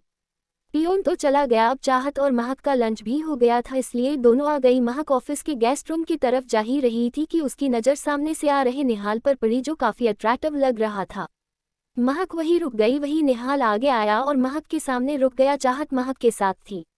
फाइनली निहाल ने अपने गोगल्स उतारे और फिर महक की तरफ देखते हुए बोला, अंडरस्कोप महक, अधृत कहाँ है? भाई बॉस तो ऑफिस में नहीं है, आइए आप बैठिए, महक इनोसेंटली बोली तो निहाल भी हाँ में सर हिलाकर बोला, अंडरस्कोप नहीं, आज ही हम सबको पूजा के लिए राजस्थान निकलना है, याद है ना तुम्हें? आज डेट क्या है भाई? महक अपनी आंखों की ऐसे फाड़ते हुए बोली जैसे कोई कहना ही नहीं, लेकिन निहाल कुछ कह पाता कि उससे पहले पीछे से एक आवाज आई, अंडरस्कोप आज 10 मई है मिस महक। कहते हुए बड़े ही रौबीले अंदाज में अधृत आगे आया, फिर वो अधृत के बगल में खड़ा हो गया। महक की तो एक पल के लिए हवाया ही उड़ने लगी। अंडरस्कोप अधृत, उद्धरण चिन्ह, कहते हुए वो चुप हो गई। वही अधृत की आईब्रोज इस तरह से सिकुड़ी, सबके सामने, चाहत के सामने, महक के मुंह से अपना नाम इस तरह से सुनकर जिसका कोई कहना नहीं, वो हल्का सा गुस्से से बोला, अंडरस्कोप बॉस, उद्धरण चिन्ह। महक को भी एहसास था कि उसने क्या कहा है, वो जल्दी से बोली, अंडरस्कोप यस बॉस। लेकिन अधृत ने इस बार महक की बात को इग्नोर मारा और निहाल से बात करते हुए वहां से अपने केबिन की तरफ जाने लगा। लेकिन जाते जाते अधृत ने महक को कुछ इशारा किया और निहाल बोला, अंडरस्कोप रिधा तुम्हारा वेट कर रही है, अपने ड्राइवर के साथ पैलेस चली जाओ। जी भाई, महक भी जल्दी से बोली। अधृत और निहाल तो चला गया, लेकिन उनकी सारी बात सुनने वाली चाहत अजीब नजरों से महक को देखते हुए बोली, अंडरस्कोप आपका वेट निहाल सर की वाइफ और वीर सर की बहन रिधा मैम क्यों करेगी, और आप उन्हें भाई क्यों कह रही थी? फिर उद्धरण चिन्ह, और ना जाने कितने सवाल उसके जहन में घूम रही थी, लेकिन वो कुछ और कह पाती कि उससे पहले ही महक बोली, अंडरस्कोप अरे चाहत मैडम, निहाल मेरे भाई है और रिधा मेरी भाभी है। क्या सच में निहाल आपके भाई है? चाहत हैरानी से बोली। उसे सच में यकीन नहीं हो रहा था कि महक चौरसिया निहाल चौरसिया की बहन है और रिधा उसकी भाभी है। चैप्टर 49। अधृत ने इस बार महक की बात को इग्नोर मारा और निहाल से बात करते हुए वहां से अपने केबिन की तरफ जाने लगा। लेकिन जाते जाते अधृत ने निहाल को कुछ इशारा किया और निहाल बोला, अंडरस्कोप रिधा तुम्हारा वेट कर रही है, अपने ड्राइवर के साथ पैलेस चली जाओ। जी भाई, महक भी जल्दी से बोली। अधृत और निहाल तो चला गया, लेकिन उनकी सारी बात सुनने वाली चाहत अजीब नजरों से महक को देखते हुए बोली, अंडरस्कोप आपका वेट निहाल सर की वाइफ और अधृत सर की बहन रिधा मैम क्यों करेगी, और आप उन्हें भाई क्यों कह रही थी? फिर उद्धरण चिन्ह, और ना जाने कितने सवाल उसके जहन में घूम रही थी, लेकिन वो कुछ और कह पाती कि उससे पहले ही महक बोली, अंडरस्कोप अरे चाहत मैडम, निहाल मेरे भाई है और रिधा मेरी भाभी है। क्या सच में निहाल आपके भाई है? चाहत हैरानी से बोली। उसे सच में यकीन नहीं हो रहा था कि महक चौरसिया निहाल चौरसिया की बहन है और रिधा उसकी भाभी है। खैर, अब यकीन करना तो उसकी मजबूरी थी, क्योंकि उसने अपनी आंखों से जो ये सारा सीन देखा था। वो कुछ सोचते हुए बोली, अंडरस्कोप अच्छा, तो इसलिए बॉस ने तुम्हें अपनी पर्सनल सेक्रेटरी अपॉइंट किया, फिर तुम्हें सारे फैसले लेने का हक दिया जो बॉस लेते हैं। मैं सही कह रही हूँ ना, क्योंकि तुम उनके बेस्ट फ्रेंड, उनके बहन के हस्बैंड के साथ साथ बिजनेस पार्टनर की बहन हो। उसकी बात सुनकर महक को बड़ी जोर हंसी आ रही थी। आती भी क्यों ना, अब वो जीतने भी रीजन बता रही थी, उनमें से एक भी सही या सच नहीं था। महक तो अच्छे तरीके से जानती थी कि अधृत ने ऐसा क्यों किया है, लेकिन अब खैर जो भी हो, महक तो उसे क्या सब कुछ चीख चीख के बताना चाहती थी कि उसकी इतनी इज्जत अधृत ने सिर्फ इसलिए नहीं बनाई है क्योंकि वो निहाल की बहन ही, बल्कि इसलिए क्योंकि वो अधृत की बीवी है। लेकिन सबसे बड़ी अफसोस की बात तो ये थी कि वो ये बात किसी को नहीं बता सकती थी कि वो अधृत रघुवंशी की बीवी है। लेकिन अब उसके पास कोई ऑप्शन नहीं था सिवाय चाहत की बात में हाँ में हम मिलाने के। उसने अपने चेहरे में एक प्यारी सी मुस्कान बिखेरी, फिर बोली, अंडरस्कोप यस अच्छा ठीक है, अब मैं चलती हूँ वरना भाई डांटेंगे। और चाहत बोली। उसे इस बात से कोई खास फर्क या कहो जलन तो बिल्कुल नहीं हुई कि महक निहाल की बहन है, और उसे खुशी हुई कि महक की वैल्यू अधृत की नज़र में इतनी तो है कि वो कुछ भी उसके सामने कह सकती है। खैर, महक चली गई, चाहत भी अपने काम में लग गई। अधृत, महक और रिशान आज ही रात के 8 बजे अपनी रॉयल जेट से दिल्ली के लिए निकालने वाले थे और निहाल और रिधा दोनों भी उसी वक्त निहाल की रॉयल जेट से निकलने वाले थे, क्योंकि भाई अब घर में शांति के लिए पूजा हो रही थी और इस कार्य में रघुवंशी परिवार के साथ रघुवंशी परिवार का मिलना बेहद जरूरी था। खैर, अब निहाल और अधृत दोनों अधृत के केबिन में थे। दोनों लव की बातों का सिलसिला जारी था। अंडरस्कोप तुमने मुझे यहाँ क्यों बुलाया है? निहाल वाइन की एक शीप लेते हुए बोला, तो वही अधृत भी वाइन की एक शीप लेते हुए बोला, अंडरस्कोप महक के बारे में तुमसे कुछ पूछना है।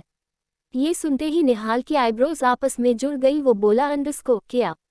कबीर शुक्ला के साथ जाने से पहले वो क्या करती थी? अधृत डायरेक्टली बोला। वही निहाल को उसका ये अटपटा सवाल सुन बड़ा अजीब लगा। वो बोला, अंडरस्को, ये कैसा सवाल है?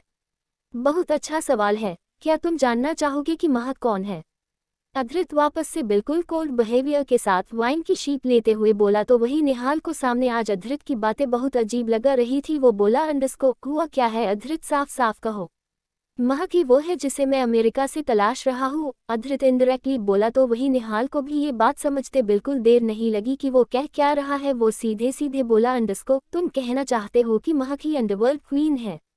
यस, वही है वो, अधृत बोला। इस वक्त उसके चेहरे में कोई भी भाव नहीं थे। तो वही निहाल अपने माथे को पकड़ते हुए बोला, अंडरस्को, ओ माय गॉड, सच में ये शॉकिंग थी। अधृत के बारे में ये कि वो बसीनस किंग के साथ साथ सीक्रेट एजेंट का लीडर है, ये बात सिर्फ निहाल को ही पता थी।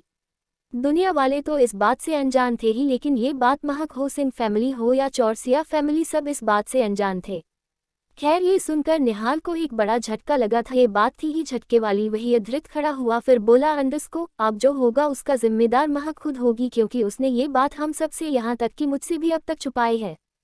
तुम क्या करोगे महक के साथ? निहाल डरते हुए बोला। सच में उसे डर था कि कहीं गुस्से में आके अधृत महक के साथ कुछ गलत ना कर दे। वही अधृत डोर की तरफ बढ़ते हुए रुका, फिर बोला, अंडरस्को, मोहब्बत के हाथों हम मजबूर हैं। अब जो करेगी हमारी मोहब्बत करेगी, क्योंकि मैं कभी महक को कोई नुकसान नहीं पहुंचा सकता हूं, लेकिन प्यार तो मैं भी उससे करता हूं, तो उसकी जगह मेरी जान कुर्बान हो ही सकती है। कहते हुए अधृत केबिन से निकल गया, लेकिन उसके इस एक सेंटेंस ने उसके पूरे दिल का हाल उसके सामने बयां कर दिया था। निहाल समझ चुका था कि अधृत इस वक्त जिस लम्हे से गुजर रहा था वो कितना मुश्किल था।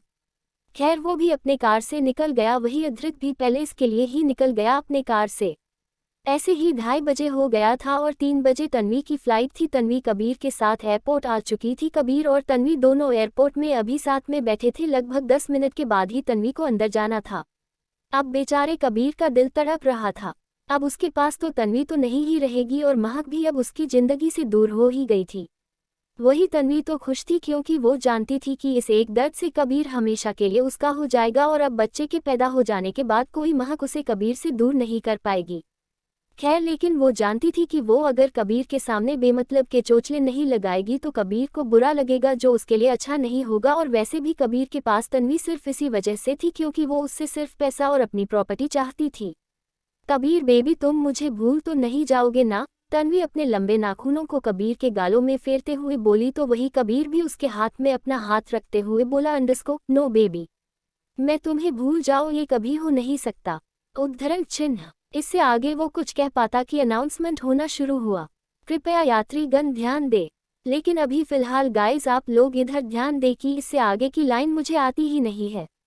खैर, अब तन्वी एक बार गले लग के कबीर के अंदर चली गई। कबीर भी निकल गया। वैसे भी वो वहां रुक के करता ही क्या। इधर महक रिधा अपनी पैकिंग कर रही थी और उनके साइको सैया जी उन्हें देखे तारे या जो कहो वो करते जा रहे थे। खैर, अब फाइनली महक बोली, अंडरस्को, ऐसे आप मुझे क्यों देख रहे हैं? देख रहा हूं कि कोई कैसे इतने रंग अपने अंदर छिपाए रख सकता है। अधृत एकटक महक को देखते हुए बोला। उसने अपने पैकिंग के चक्कर में अधृत की बातों में ज्यादा गौर नहीं किया। वो वापस से अपने काम में लग गई। पर इधर रिशान की जिंदगी का माहौल ही कुछ अदला बदला था। उसके जहन में एक तड़प था। उसे डर था कि कहीं अगर उसके फैमिली वाले उसके और सोना के रिश्ते के लिए नहीं माने तो वो क्या करेगा। सोना को भी यही डर सताए जा रहा था। इस वक्त दोनों कॉल पर थे। रिशान अपने रूम में था। सच में ना आपकी फैमिली मान जाएंगे ना हमारे रिश्ते के लिए, सोना कॉल में बोली। वही ऐसी बात तो बिल्कुल नहीं थी कि उसे इस बात का डर नहीं था कि उसके और सोना के रिश्ते के लिए मानेगी या नहीं, लेकिन वो ये भी जानता था कि सोना को संभालना उसका फर्ज था। वो बोला, अंडरस्को, डोंट वरी सोना, आज मैं जा रहा हूँ दिल्ली, कल पूजा है, फिर पूजा के बाद मैं बात करूंगा। हम, सोना बोली, लेकिन उसके आवाज में एक उदासी तो थी। खैर, अब सोना के पास खुद को तसल्ली देने के सिवाय कोई और चारा नहीं था। उसने भी कहकर कॉल कट कर दिया। ऐसे ही रात हो गई। महक और अधृत भी रेडी हो गए थे। महक आज अपने ससुराल जाने वाली थी, इसलिए उसने लाइट पर्पल में साड़ी पहनी थी। उसने अपने बालों की जुड़ा बनाया था। फिर चेहरे में भी कोई खास मेकअप नहीं था। उसने बस अपने होठों में रेड लिपस्टिक लगाया था, लेकिन फिर भी वो हूर की परी ही लग रही थी। खैर, अब महक तो थी ही हसीन, लेकिन अधृत की निगाहें जो महक पर से हटने का नाम ही नहीं ले रही थी। पर शायद अधृत ये भूल चुका था कि वो भी एशिया ही नहीं सिर्फ बल्कि वर्ल्ड का सबसे मोस्ट हैंडसम बंदा था। लेकिन महक ये बात जानती थी खैर अब जो भी, ये तो बात की बात थी। वो दोनों पार्किंग एरिया में आ गए। जस्ट उसी वक्त रिधा, निहाल और ऋषान बाबू भी वहां टपक पड़े। निहाल आगे आया, फिर अधृत को साइड में ले जाते हुए बोला, अंडस्को अधृत, क्या महक को पता है तेरे बारे में? नहीं, अधृत बस एक वर्ड में बोला तो वही निहाल ने एक राहत की सांस ली। अंडस्को हम चल। दोनों इधर आ गए तो वही रिधा, ऋषान और महक तो अपने हरकत में बिजी थे। अबे ओ मोटे, तू ज्यादा बोलेगा, मैंने भी उस दिन तुझे सोना के साथ। इससे आगे महक कुछ कह पाती कि उससे पहले ही बीच में ऋषान अपनी बात को काटते हुए बोला, अंडस्को अबे चूहिया चुप।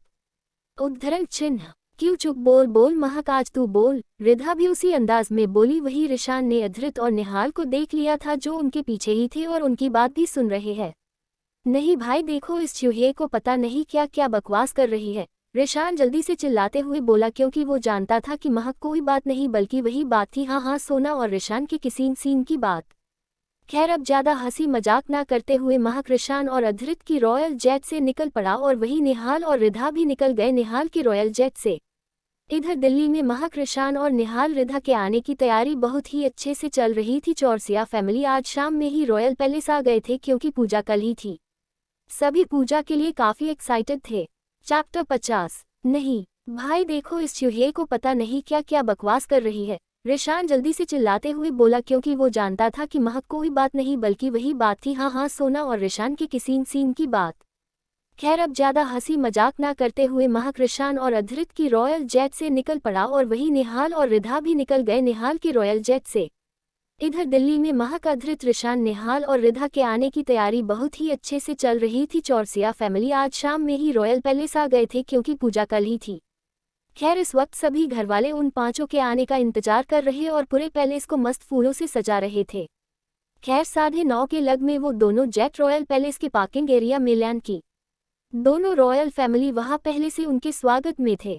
दोनों दादियों ने आरती की थाल थामी थी। जानकी जी और पार्वती जी ने उनके बगल में उनके पति देव राम जी और शिव जी खड़े थे और अंजलि जी और ऋषभ जी भी वही खड़े थे। निर्माण जी और राधिका जी भी वही थे। सबके चेहरे में एक अलग सा उल्लास और उत्साह नजर आ रहा था। वही पहले एक जेट का डोर ओपन हुआ और सबसे पहले ऋषान धमाके की तरह उछलते हुए बाहर आया। उसकी इस हरकत ने सबके चेहरे में मुस्कान बिखेर दी थी। वो सीधा जाकर शिवजी, पार्वती जी, राम जी और जानकी जी के गले में अपने दोनों हाथों को लपेटकर उनसे लिपट गया।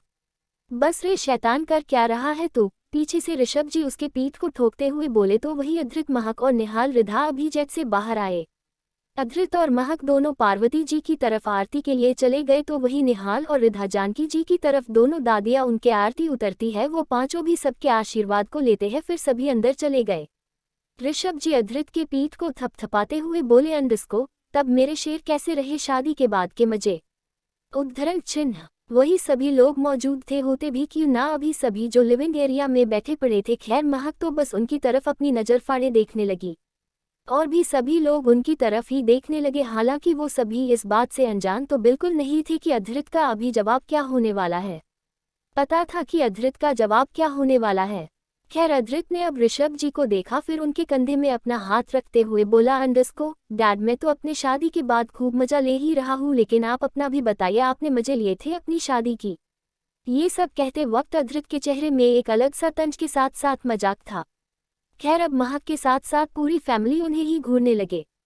कितना बेशर्म है ये आदमी, महक अपने मन में बस यही सोच रही थी। लेकिन खैर अब वो कर भी क्या सकती थी। लेकिन अधृत था ऋषभ जी का औलाद, और अब जब औलाद ऐसा हो तो बाप कैसा होगा। ऋषभ जी ने भी कुछ ऐसा ही जवाब दिया, अंडस्को बेटे तू मेरा बेटा है और मैं तुम्हारा बाप, और वैसे भी मैंने अगर अपने शादी के मजे नहीं लिए होते तो आज तू और रिधा पैदा होकर दिया मेरे सामने नहीं होता।